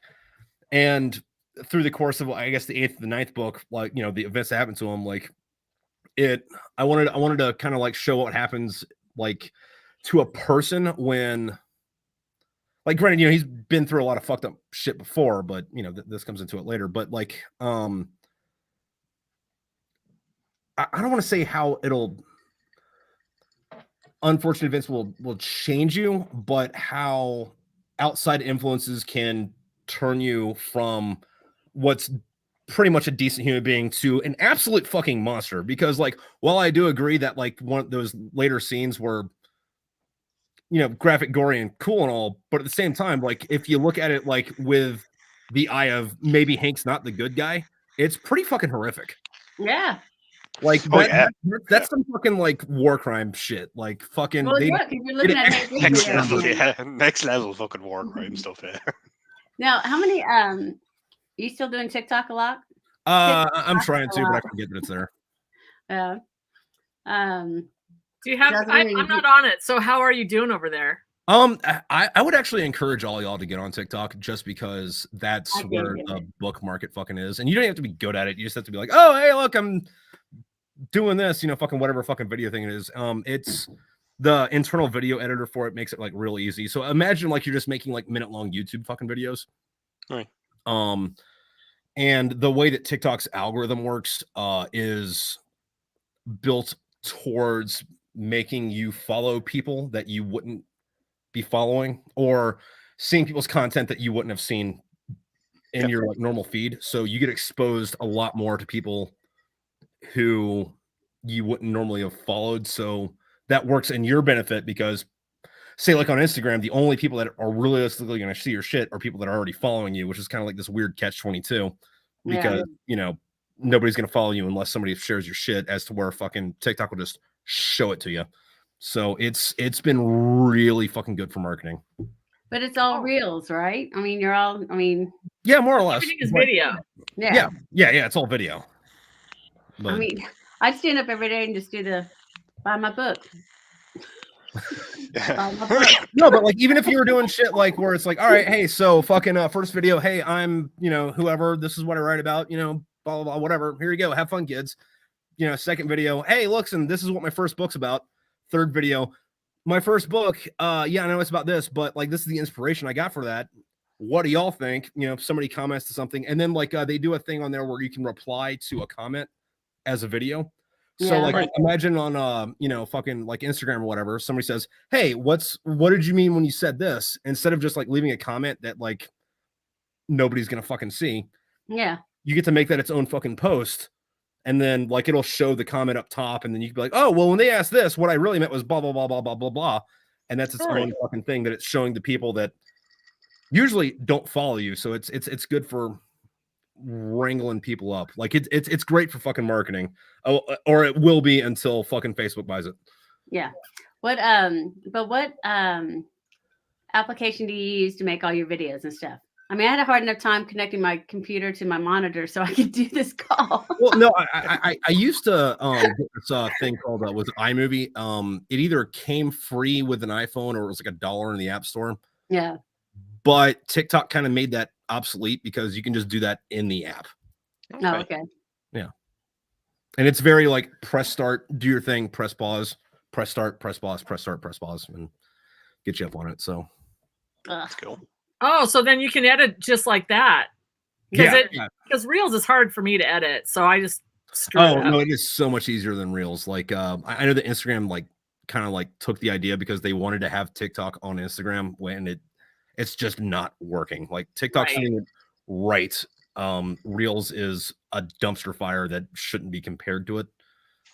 And then like the only real thing is everybody's like, well, the Chinese government is stealing your information when you do that. And it's like, hey, They already have it. I got news for you. If you think that fucking Zuckerberg isn't giving all that shit straight to the FBI, I have some snake oil I'd like to sell you. Oh, show that again. You've already got them in. Well, no, this is What my that is. so this is my author proof, and amazing how you can see it, you can edit it, have somebody else see it, edit it, and then I went through it again, and it's spacing problems, or I'm like, where did that extra M come from? Or why is that there? So I have to make a couple changes, but And are you still launching on Christmas Day, Michelle? Yeah? I am, but I did get also my my proof of my hardback, which makes my little thin book a little thicker. Nice. Very slick. I've been thinking about doing a thing. I'm not sure when I want to do it, but I want to have like my first 3 books consolidated into a hardback. And Yeah. then, Like in one hardback, is it? Say what? Like in one hardback? Yeah. Nice. You know how big that book would be? That'd be fucking I'd huge, man. make You it kill not someone with public it. space. Yeah, but if you look at Douglas Adams did that, and Yeah. and man, I just couldn't go out and get that book fast enough Yeah. So Oh, I mean, really? in hardback. So yeah, dude, and it's you're all a gonna giant draw that marketing audience. scheme. It's a different audience. They're gonna want it. Yeah. Yeah. Okay, what would you say is your target audience? Which one are you asking? All of y'all. Oh, Tam and Damien, you'll go first. I have to think. Yeah, I'll take that first. So when I started off, like I used Facebook ads to kind of like try and figure out who my audience would be. As something I used. Before I was a writer, I was into app development, so I had to kind of learn how to kind of use those to kind of figure out who'd be the best people to kind of download my apps and stuff. By the way, that didn't work out. I was terrible at app development apparently. Anyway, but I still kind of took what I learned from the ads. And when I started off, I kind of was looking at just kind of pure science fiction fans. and stuff, where I was just kind of targeting anyone who might like kind of Star Trek or whatever. But then as kind of time went on, I realized that like I had to kind of refine the audience a little bit. So now it's kind of more people who are kind of into military science fiction / kind of Robert Heinlein / military in general. So I have a kind of, I know that sounds like very vague as I'm kind of saying it, but it's like certain segments of that audience would be really kind of receptive to the stuff that I write, you know. So, and they'd be kind of who I'd write it for. I think it's like, because it's got such a military kind of aspect to it, and I kind of was in the Irish Reserve Defence Forces for like 7 years. I try and, I suppose, utilize that knowledge and that experience and kind of say, well, look, this is written by someone who kind of, okay, maybe I don't know everything, but at least I know more than the basics, you know. Yeah. So yeah. And would you say probably age range of what, 20? It'd be 30 to 65 would be the main ones. And again, that's through testing. When I launched my first book, Big Red, it was, I basically targeted everybody. It was something like 18 to 65 plus or whatever. But I noticed then in feedback on the ads that I got really, really low kind of engagement from like 18 to 30. But something about 30 to 65 was was really kind of receptive to people, especially interestingly enough, the older generations reacted better or were more likely to kind of buy my books. And I think a lot of it was because of the Heinlein aspect, because linking in Big Red to Starship Troopers, essentially, you know, and that really kind of resonated with them. So it was like something like the 55 to 65 age category really kind of reacted a lot more positively to it than like anybody else, you know. But I tend to target 30 to 65, give or take. Yeah. What about you, Tam? You know, it depends on which subgenre of romance I'm writing. So the Talisman series, I was targeting to paranormal, but they really like shapeshifters and vampires and that sort of thing, and that's not what I'm doing. It's supernatural and Celtic mythology. And so when I changed the target to fantasy, that was a lot better. And my age range, I was targeting 25 to 65, and really my age range is like 25 to 35, and then 50 to 65. And I also discovered that I have quite a contingent of men in there, like the 55 to 65 range, because I actually write pretty good battle scenes. You know, you got guys out there whacking heads off with claymores and ricocheting bullets with natural speed, but they're claymores. And so that kind of draws them, and they like the research. And then the rock and roll romance, that's 25 to 65 women. And again, it's probably the 25 to 40 and the 50 to 65 that really are kind of my super fans. Yeah. And I figured that out mainly with my email. Looking at the demographics of my email, that's who I've got. But I'll tell you what, I did a book signing at my little local bookstore last week, and I had a guy picking up, a young 30-year-old guy picking up Play For Me, first book in the series. And I was like, really? And he goes, oh yeah, I can't wait to read this. Okay. No way, that's so cool. Nice. Yeah. Brilliant. Fair play. So now I have to kind of rethink that maybe a little bit, but that's... Did he ask you out too? No, he did not. Wait till book 2. I think I look a little bit too much like his mother. Yeah, what about you, Michelle? Who are you gunning for with your? Well, you know, I originally wrote this for men because I figured, you know, I traveled all the time for work, and I read all these books, and I actually thought they were too lengthy. You know, I wanted to be able to read something on a long plane ride or, you know, day of vacation or something like that. But I think women have probably gravitated to it more than I anticipated. I love them. So now I have to figure out, because I do put a lot of song and movie references that are more. Now I can, you know, fluctuate from, you know, talking about the Bee Gees versus talking about Justin Bieber, but because I do have such a range, I have to figure out, do I need to kind of change some of that to make it more of the 25 to 55 versus some of my stuff might be more 35 to 65, you know? So I don't know. I don't know. In play terms of around with that vibe, like next I book. kind of got all the references. Like I'm 35 years old, like or 35 years young, I should say. But That's right. I got all I got all the references and stuff like that. So yeah, like in terms of targeting, I thought it was really good. It certainly hit my generation anyway. Yeah. Well, and I Well, also think with people being able to binge everything and they're finding everything, Yeah. my kids in their 20s would be able to follow a lot of your references. Yeah. Seriously. Exactly. And plus, the plot line and the story as well is intriguing, characters as well. So, yeah. Well, that it's not like it used to be like back in the day where it was like the only thing you could like listen to unless you went out and bought the shit was either whatever was on the music videos on MTV or whatever was on the fucking radio. Like now it's like, what's this on YouTube? Let me go check that out. Yeah. We'll hit it on Spotify real quick. You know, give it a spin. Yeah, true. So who are you aiming for, Trip? So when I started writing them, like my target demographic would have been like post 9/11 combat vets, which is I want to say half of my audience.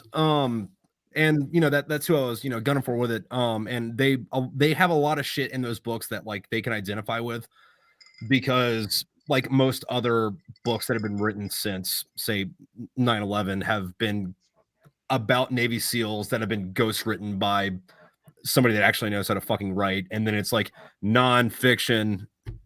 That's heavy in quotes. Like, listen, I read American Sniper. Fucking, you're not telling me fucking half that's not bullshit. I'm sure that. Nothing against Chris Kyle, but like, fabrication's a fucking thing. And you know, also like, you know, since it's declared fiction, you can elaborate on a lot of stuff to make it more I guess cinematic is the word I'm gonna use. And that ended up being about half of my audience, and mostly because of, you know, the relationships to, you know, what happens in it, you know, the plight of fucking like, oh hey, I'm gonna join the military to get away from fucking whatever the fuck it is. Here's fucking 6 back-to-back deployments in fucking 4 years. But also because of the what I'm gonna say, the romance, the bromance, and the sex. Half of my actual audience are women who have aged like fine wine. Right. Thank you. So Damien, so my actual audience is Miller Lite and a 40 a 40 of Cabby Sabby. Yeah. Cool. Okay. I have a question for you, Trip. I want to know how far into this series are you going to go? Because you're talking about books 10, 11, and 12. So how far are you going to go? Because there's a school of thought about how far your series should go. Just to be as a marketing thing. So I'm just curious. Yeah. I'm going to end it at 12. And that's going to be the main series. That's where I'm going to write the end instead of to be continued. And also, mild spoiler alert, at least the last half, the last book is going to be all the characters throughout the entire series in purgatory after they died. Nice. Like characters that didn't know each other at all get to fucking hang out. Like, and I have this one idea in my head where the main character Hank, he's going to a party with his son's friends, and I guess to put this into context, so there's these characters Stockton and O'Con. Stockton, she was mad. And one of them is a pansexual white supremacist, and the other one's a Jewish lesbian, and they're friends because, you know, you can be friends like that in the military and in my universe. But Hank's gonna be going to this party with Stockton, and he's gonna everyone there he kind of recognizes, but he doesn't really recognize. He's like, I should know who these people are, but I don't know who they are. And this dude with this funny mustache comes up and goes, "Oh, hello, hey, nice to meet you." And then Hank's gonna like put out his hand to shake his hand. He's like, "Wait a minute, Dwight, are you Hitler?" And then instead of shaking his hand, he's gonna kick him. There it is. There it is. So, like, I'm like, them all being in purgatory is a way for me to have Hank kick Hitler in the dick. Nice. Yeah, it's good scene. Take that. That's a big spoiler alert. No, but you know what? I'll still read it. Because I think that sounds just freaking marvelous. Right? And And to be honest, there's some other stuff I want to do, like have like Hank Penelope hang out with like Julius Caesar and fucking Cleopatra, but like Julius Caesar doesn't want to do anything besides play Dungeons and Dragons because he thinks it's the coolest thing ever, and Hank's like, right. Well, I mean, there's an open bar, so like I'm not gonna leave, but I don't know how much wizards and barbarians I can fucking deal with, you know. I definitely love like at least one scene touching it, you know. Yeah, like touching kind of Hank or something like that. Like I'd love to see what that interaction was, you know. yeah. And to be Yeah, and honest, I haven't written that yet, but that is something that's going to happen Yeah. because you know Hank's son dies before Hank ever fucking meets him. So that's why, to be honest, I was holding out a little bit there. I wasn't too sure how it was going to go because obviously the whole "fuck you" at the end of book 3, which, like I've said a million times, "fuck you" trip. That and the massive double fuck fuck you. at the end of book 6. Yeah, I was kind of waiting for, you know, is there some kind of way that Hatch maybe did pull through and somehow survived, even though I know we saw him die, but we also thought we saw someone else die. Wink, wink, nudge, nudge. Yeah. But was there ever going to be a situation where Thatch was going to come back into it? You know, so I think for the likes of 7, 8, 9, I was there. Like at any point, could something dramatic happen where he's going to be there? But I think that'd be nice having them kind of Yeah, in interact with the last purgatory book, you know? afterwards. Yeah. After all the action of the story. So like the last book's gonna be like an end cap. Like the final dramatic thing that happens is gonna be at the end of book, what, I guess 11, and then book 12 is just gonna be like a dear everyone who actually sat down and read all this bullshit. Thank you for being here. Here's all the like fan service stuff you wanted, but I couldn't leave a review. Well, and you just can put all the Easter eggs in there. Everybody's just going to be like all happy because you'll have all the Easter eggs in there. Yeah. And then like I figured that like I could put some drama in it to where everyone's worried about if they're going to go to heaven or hell because they're in purgatory waiting to get judged. So yeah, that works. Yeah. Oh yeah. Can't wait for it. Yeah. Yeah. That sounds terrific. Yeah, and since you got all the Mormons and everybody else. Like, damn it, the Mormons are right. Oh, well, then they can go their own planet. Yeah. Yeah. Well, They can go be in charge of their own not planet. Mormon, but from what I understand of their religion, that's not a bad gig. Like you just become God once you die. You become God and you go get you go get to run your own planet. Happy days. Take that. Free planet. There you go. Hey, Damien, we know that Trip and Jam can write the sex scenes. So Right. would you ever consider putting something like that in your books?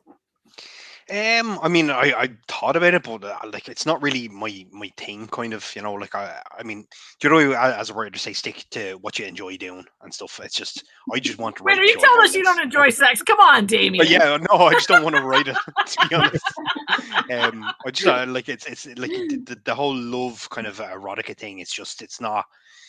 It's something that I ever really kind of wanted to delve into too much. Like I had like a couple of ideas for romance arcs that I'm going to write in the next couple of books and stuff like that. But like hardcore kind of sex scenes is just, I suppose I don't read that type of stuff. And again, no disrespect. You need to read Jams. It's just I have to kind of I suppose write what I love doing. Like so, I just don't really kind of want to go down that road. I'd say for stuff outside of Big Red, maybe, but I don't think Well, I gotta tell you, I've got a friend that's writing a science fiction. It's supposedly a romance, but it's the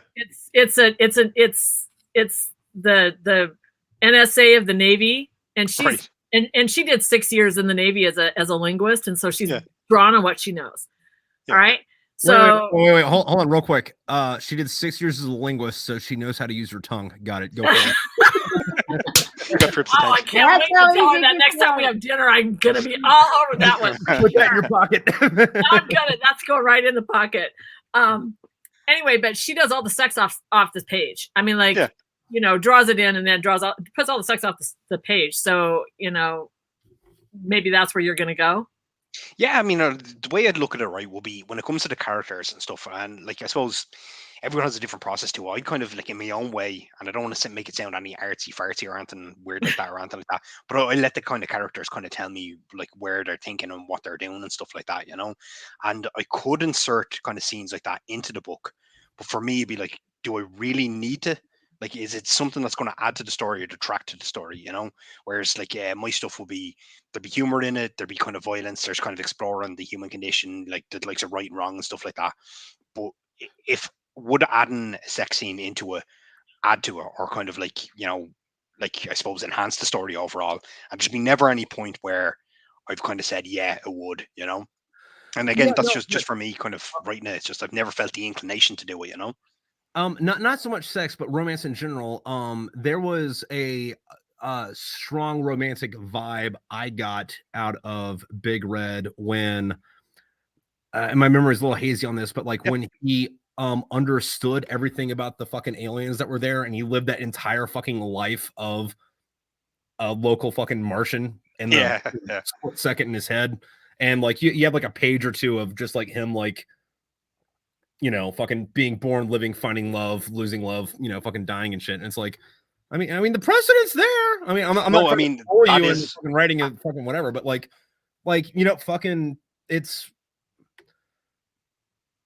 the seed's been planted for like, you know, fucking that kind Yeah. of shit can't happen. And it is, to be honest, like in the direct sequel to kind of Born Red or Big Red, and yeah, I might as well say I'm calling it Born Red, but that is explored. So there is kind of like a lot of insights into, like I've kind of hinted at it. There was a reason why those people were picked to go back in time and kind of serve in the Mars Occupation Force.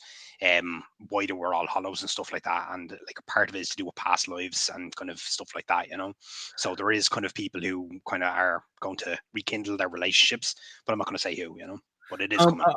Actually, other bit to that. Remember at the end, or I guess in the third quarter of Big Red, where they spent like 75 years in jail. Like, I mean, hey man, listen, my cellmate's my cellmate, but like, I need some loving. Gotta pass it on somehow, yeah. Yeah, I think that there's definitely going to be a lot more of it, but it would be more of the romance angle than kind of like freaky deaky. I'll show you why they call me, you know, Big Red. Yeah. I'm gonna put that line in it now. Do it. So what about you, Michelle? So you have a married couple all the way through there. I mean, like it's tailor made and you never go there. Wait, hold on real quick. Before she answers this, there was an extremely erotic scene in the first fucking book. There wasn't sex involved. Maddie was kicking the shit out of somebody, but she was wearing the lingerie while she did it. And that was just as hot. Yeah. That was cool. There you go. That's right. I can't do it. I tried, but I started laughing. And remember, I have my son read my books. You're right. Yeah. My kids mom won't read mine. Oh no! Listen, none of mine will, because they're like, "Mom, we can't imagine you with Dad." And I was like, "Well, that's not Dad. I hate to tell y'all." How do you think you got here, buddy? Yeah. You know, there's this whole thing about people who write memoirs. Their families all come and say that didn't happen. And people who write fiction, everybody goes, okay, so when did that happen to you? And I always think that's pretty weird. Does that happen to you guys? Because I've had people say to me, oh, Cruiserman must have upped his game because you didn't put as much sex in the third book. And I was like, okay. Wait. Let me follow the logic on that. I know. So we assume that your husband's not sleeping with you, and then you stop writing about sex, so we assume that he started, so you don't have to write about it anymore? Yeah. I guess that's how that works. Yeah. Wouldn't the actual fucking thing be like, I'm writing a lot about sex for reasons, and then I'm writing a lot more about this thing that he does with his tongue because you're welcome. Reasons. Yeah, I mean, do you guys ever have that? Do you ever have anybody say to you, hey, did that actually happen to you? I can totally see people saying to you, Michelle, how do you know that? What did you do? I had something kind of similar to it one time. I was doing a radio show for Big Red to promote the kind of launch of it, and the commentator or whoever's kind of run of it kind of put together like the main character in Big Red. His name is Darren Laughlin, so same initials as my name, Damien Larkin. So you know, and I kind of explained to her that the whole point of that was at the time when I was writing Big Red, I wasn't too sure if I was going to get like a traditional kind of publishing contract, if I was going to go indie with it. But I wanted to kind of market it as a conspiracy thing, where if I was going to self-publish it, it was going to be on the back of like, you know, like this character was actually kind of writing like an autobiography or whatever. But to that end, I actually reached out to this conspiracy. I don't know if I can say conspiracy theorist, I suppose, who's like a former kind of Marine. I'm not going to name names or anything because it got a bit heated in the end. But who was kind of You don't have to worry about talking about Trip like that. We're not going to say who, but we have. Turns out the Nazis got dead to the goddamn moon, and after they went to the moon, they went to Mars, and they stopped them as a secret program. Yeah. We got exclusive footage here. This is an interview with Jack Jones. He spent 20 years in the Marines, and then after he got out of the Marines, he went to Mars to fight these Nazis who were hiding out, trying to be aliens. But what I'm trying to tell you is this is a real thing that happened. It's veiled as conspiracy, but the globalists don't want you to know that they're putting these chemicals in your water so you forget about it. There you go for impromptu. So she thought it was based on you. She kind of she kind of asked. She was kind of like hinting. I don't know what, like, I mean, she was being really really kind of cool about it, but at the same time, it was like, you know, she was kind of putting the dots together as in like, he's a reservist Irish soldier. You were a former reservist DL. You know, there's a lot of hints and tips and all this the whole way through. So I was like, no, I was kind of explaining to her that that was the background behind it. Like, but yeah, that was the vibe. I don't know if she was just trying to kind of make a joke about it on air or whatever. Now, like I said, she was being really, really cool and stuff like that, you know. But that kind of led into that whole story. But at the time, I had an interaction with an American kind of conspiracy theorist when I complimented his story on Mars, and then things got very heated. Because I'd used the word story, because like, I mean, I'd researched conspiracy theories for Big Red, where like, I mean, I just read like as much as I could about people who thought about, like, you know, colonies on Mars, and there's a lot out there, but I found one kind of former Marine in particular who kind of spoke about stuff like this. So I dropped him an email and said, look, it sounds like an interesting story, kind of chat to you sometime. And he just lost his shit at me, like proper. Yeah, wow. It's like, oh yeah. Well, so that takes it to a different place. Then it's not that somebody's thinking that you're writing a true story. It's somebody that's upset because it is a true story. Damn it! I mean, there's just so many different angles there. So, I've had some review where somebody said, "Oh, this is so over the top." I'm like, it's a fiction book, you idiot. Yeah, no, and like I'm kind of waiting on people to be mad about my stuff on that, because like in the next few, you know, like you know, it's, you know, what I guess 50 years after World War III, you know, Earth's been fucking annihilated, and you know, there's the only state that like held itself together enough to like form a country was Utah, and it's a theocracy, and they just so happen to be ran by a reptilian shapeshifter that may or may not be fucking Hillary Clinton, and Hank's got to go. And you know, like, dude, like QAnon is great for fucking inspiration. Like conspiracy theories, like, dude, no, totally. Like, yeah, no. George Bush totally killed JFK. Like, it's there. My acting president is Pelosi.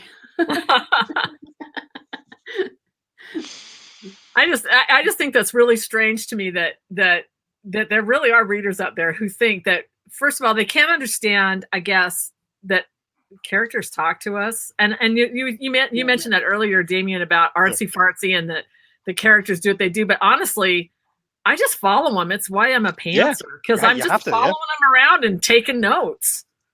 I never planned at all. What grade did you used to teach? I taught high school. I taught 9, 11, and 12. So have any of those kids read any of your books now to go, oh, she knows stuff? I have quite a few that love them and can't wait to get their hands on another one. Yeah. And then I have a few that won't read them because, oh my God, you know, what would she know about sex? Yeah. And that is the big thing, you know. It's like, oh my God. And the other thing is that I don't give a rip who you are. If you were a teacher, you're an actor. And so the person that they saw in school and the person that all my colleagues know and my family knows, they're totally different people. And I taught in a really conservative high school, lots of Mormons. really Read conservative Trip's high book. school, and I'm not. I'm not as straight-laced as they want to believe that I am, and so it's just easier for them not to read that because then they can keep that fantasy going. Yeah. So yeah, I the kids that there are several of my former students who are my buddies now, and they're all reading it. But yeah, so it's kind of a mishmash. It's kind of a little mishmash. Yeah, no, see, I had the exact opposite problem. So, what was it? So my second book's based on the Iliad, and the third one's based off of fucking the Odyssey. And I read those in a high school class taught by this dude, Mark Brightman. And when the third one was published, and my acknowledgement was like, hey, also, thanks Mark Brightman and whoever for introducing me to Homer and all that. And I found this dude on the internet, sent him a fucking email. I was like, hey, fucking, I don't know if you remember me or not, but you introduced me to, Homer, Greek mythology, and I just want to thank you because, fucking blah, blah, blah, third book out, blah, blah, whatever. And he's like, oh, yeah, no, fucking, I'm really glad I could be whatever. Fucking tell me where I can find this so I can go read them. I was like, all right, sweet. So I sent him the link, didn't hear back from him, but like a week after that, like stuff started popping up in the news where it was like, oh, hey, fucking 6 15-year-old girls come forward about sex abuse from Mark Brightman. I'm like, oh, Jesus. God damn it. Ooh. Ooh. Let me go back and delete that real quick. Fucking hell, man. That's pretty damn horrific. That got dark. Wow. Yeah. Wow. No, I actually did send my first book to a college professor who wanted me to write Harlequins 30 years ago, 40 years ago, I don't know, a long time ago. And I choked because those characters weren't coming to me at the time. But after that, it was like, oh, yeah, I really could have done that a lot sooner. So I'm kind of excited that you guys are writing now and not waiting. Yeah, because sometimes it takes a bit of time, like something that only kind of occurred to me, I think in the last year or so, was I remember when I was about 10 years old, I entered into a book competition in school, and was part of this big national drive or whatever, where they wanted kind of like 10-year-olds to kind of write their own books, and a famous TV presenter at the time would kind of look over the submissions and stuff. And this is back before, computers were confined to the school, so you didn't really have a home PC or anything like that. But I stayed up writing a book, and again, I think it was only like 12 pages long, but it was called The Adventures of Manclaw, which was like, looking back on it, it was like an alternative history where Ireland in the 1900s was the only country that stood against the Roman Empire. So the Roman Empire had lasted into the early 20th century, and this little kid called Manclaw, who had like a deformed arm, everybody hated him because of his deformity.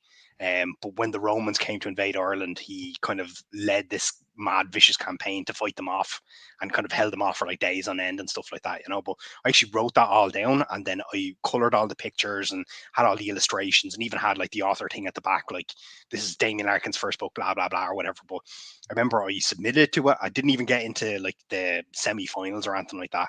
But I was absolutely, utterly crushed when I didn't get through, because this TV presenter at the time, he had a big children's show, and I was just like, oh my God, he didn't like it. Like, now knowing that I probably never even read it because other people would be reading or whatever, but I was so crushed at that I never kind of thought about writing up until like I was like, I think I started writing in 4.5 years ago. But again, just one of those things, like you can put it off and put it off and put it off, like, but sometimes you have to pull the trigger, Yeah. Tim, how long you been writing? I wrote a book when I was 12, so I totally relate with you, Damien. I wrote a book. I read a book about some girl in New York City, and I just thought I could rewrite that book, and so I did. And I knew nothing about New York City because I grew up in a town of 1,000 people in Montana. So I rewrote that. I wrote her book, and then I just kept writing stories. And actually, the reason that professor, he introduced me to an editor from Harlequin, and I totally choked. But the reason that he did that is because I had to write a paper that was supposed to be 10 pages minimum. And right. I'd never written a paper that long in my life. And so I wrote it, and I wrote it longhand like always. And then I sat down and typed it, because this is pre-PCs on a desk. So I typed it, and it typed into 7 pages, and I was like, shit. So I wrote a story to illustrate my point, and the story was really easy to write. And I wrote 7 pages in like 5 minutes flat. And I turned it in and I was like, okay, so this is either an A or an F, and I'm either going to flunk this class or I'm going to pass, and we'll find out. And he gave me an A and then called me into his office, and I thought I was totally busted. And he introduced me to an editor, and I panicked. Nice. You know, I was 20 years old and I was like, I don't know any, I've never, at that time, Harlequins were all travelogues and I'd never been out of Montana. I mean, I didn't occur to me that I lived by one of the major ski areas and that I could have written that book there, but that just didn't, you know. So it took me, I wrote stories and poetry off and on for 25 years before I started writing this series. And I worked on this series for 10 years before I actually published it. The first one. So, Okay. What was the first year? Was that 2018? 2019. 19? Yeah. And I Trick- started it in 2010, probably. Yeah, Trip, when did you start writing? Was it 2018? No. So I want to say almost like forever, since I was at least a little kid, and most of it was like comic books. Like I think the first 2 big stories that like I wrote as far as me are concerned were the first one was The Adventures of Arctic Guy and Freezer Boy, and it was kind of an offshoot of Mr. Freeze from the Batman villain, Mhm. except for it was always stuff like so the Arctic Guy was Freezer Boy's dad, and Freezer Boy would be in his room with some chick, and like she'd be holding like a teddy bear, and she's like, oh my god, this feels so good. Then Arctic Guy bumps in, what are you doing in here? It's like, I'm showing her my teddy bears. What are you worried about? Or like, or Freezer Boy and his girlfriend, who at the time I think her name was Hot Girl, like because I was more creative, right? Like he'd be showing her this like nice like piece of steel that he got, and she'd be like, oh my god, this is so hard. And then Arctic would go, what are you guys doing in here? That kind of shit. And that eventually evolved into other like weird mid-ground of stuff that eventually became Smoking Fairy Tales, because like originally like it was going to start where everybody was like in purgatory and they were like retelling their stories, kind of like the Canterbury Tales. Yeah. Like, instead of them being on some pilgrimage to Canterbury, they were talking about what led up to the big event in their life that got them killed, but I guess smoke put it out. But I didn't seriously start writing until 2014, I believe, which I was on ship and didn't have anything else to do. And I was like, well, I might as well start writing. And then like there was a lot of shit that got cut out, like in the first draft of Smoke with Fairy Tales.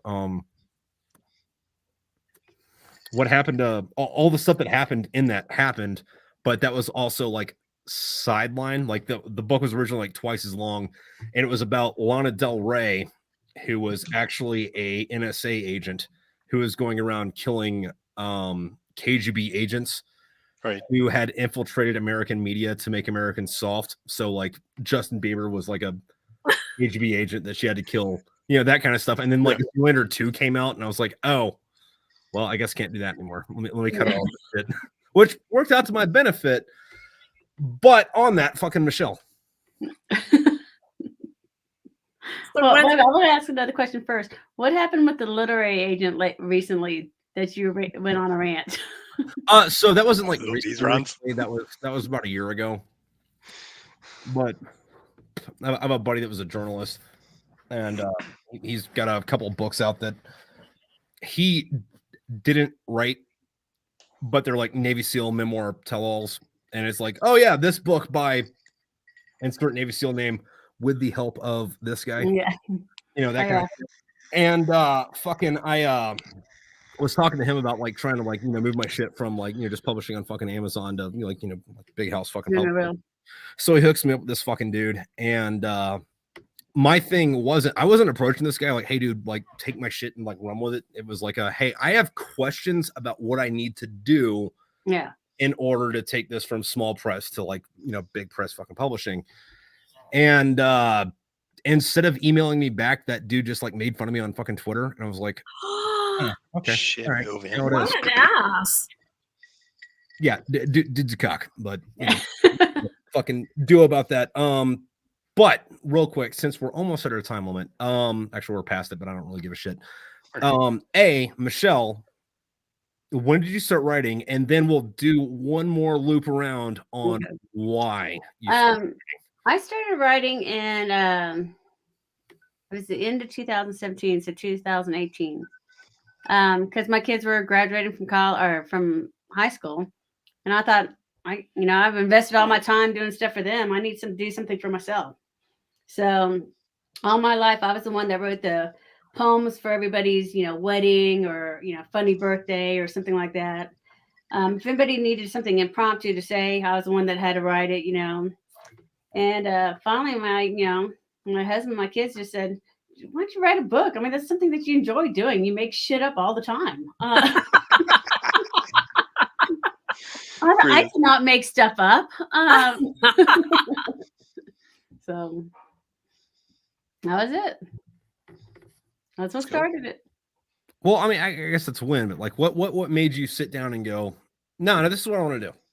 Oh, you know what? Because I read all these, authors that were, Brad Thor or James Patterson or all these male authors. Because I came from a military family, so that's all we read was those type books.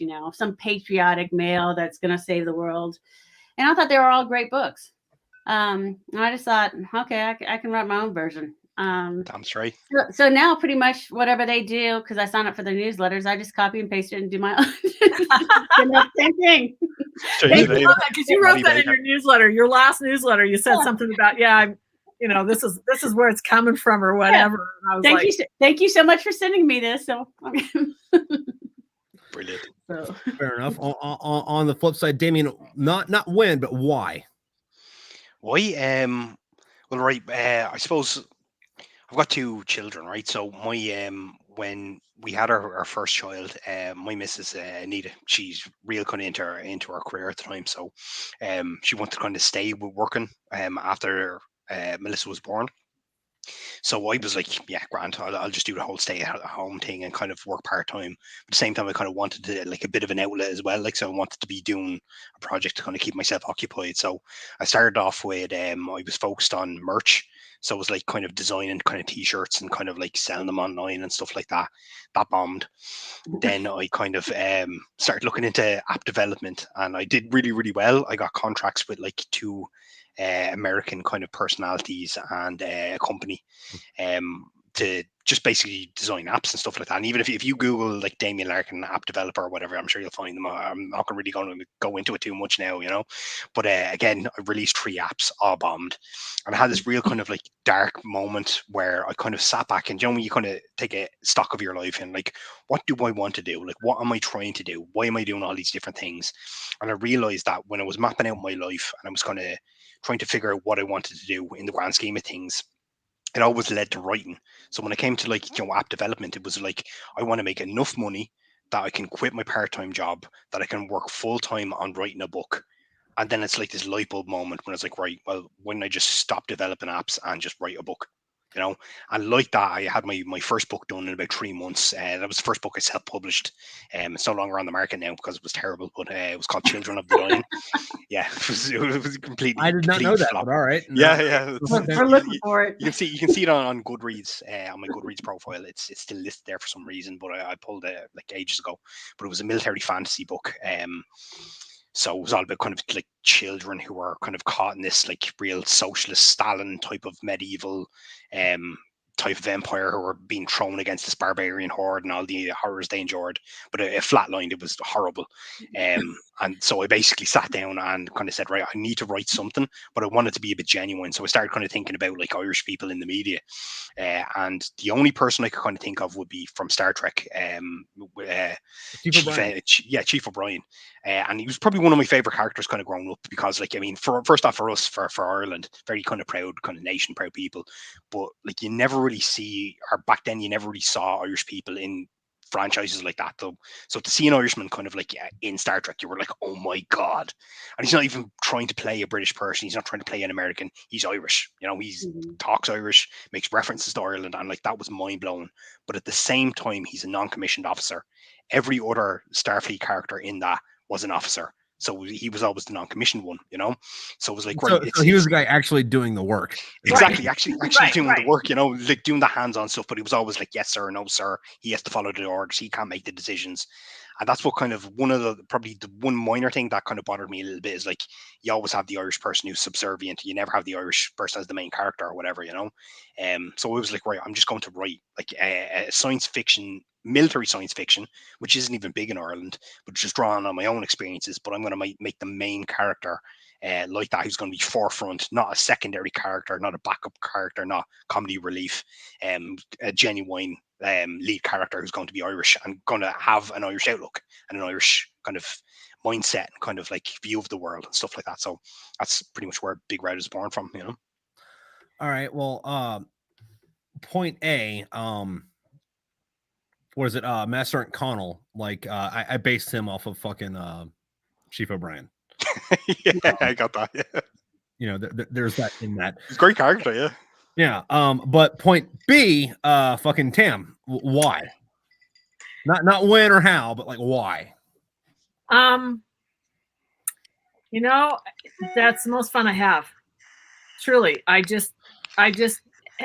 sit down and I'm in my happy place, and that's kind of always been the way that it is. And I have volumes of journals, and I have volumes of poetry, and I don't really like to write short stories, and I tried to sit down and do that, and that didn't really work for me. Other than flash fiction, I get a huge kick out of trying to write a whole story in 250 words. I think that's a kick. But otherwise, yeah, if I don't write, I get antsy, and people don't like me. Yeah. I don't believe And that. I have been like that since I was like 12 years old. Like if I don't write, if I go weeks without writing, I'm not in a good headspace. People don't like me. No happy campers. No happy campers. I got to do, even if I'm not working on a project, I write every single day. I have to write something every single day. Well done. Just That's for right, personal sanity. I Yeah, can hear respect that. I can absolutely fucking respect that. But also, Tam, I guess we'll start with you and we'll do the fucking loop. Since you know this podcast is supposed to be fucking 2 hours long and we're at 2 1/4.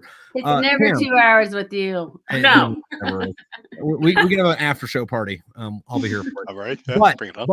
But Tam, tell the people where we can find you and where to look for you if you are to be sought. You can. I'm published wide, so anywhere you like to buy books, Kobo, Apple. I sell a lot of books on Kobo and Apple, but Amazon, Barnes and Noble, and my website www.tamdrudderjackson.com. All right, sounds good. Fucking Michelle. I'm now going exclusively. Exclusive. I can't even say it. I haven't had that much to drink. I'm only on Amazon. Because they kicked me off for a year. I jumped out of everything else. I'm doing Amazon exclusive, and my new book comes out Christmas Day. It's going to be a good one.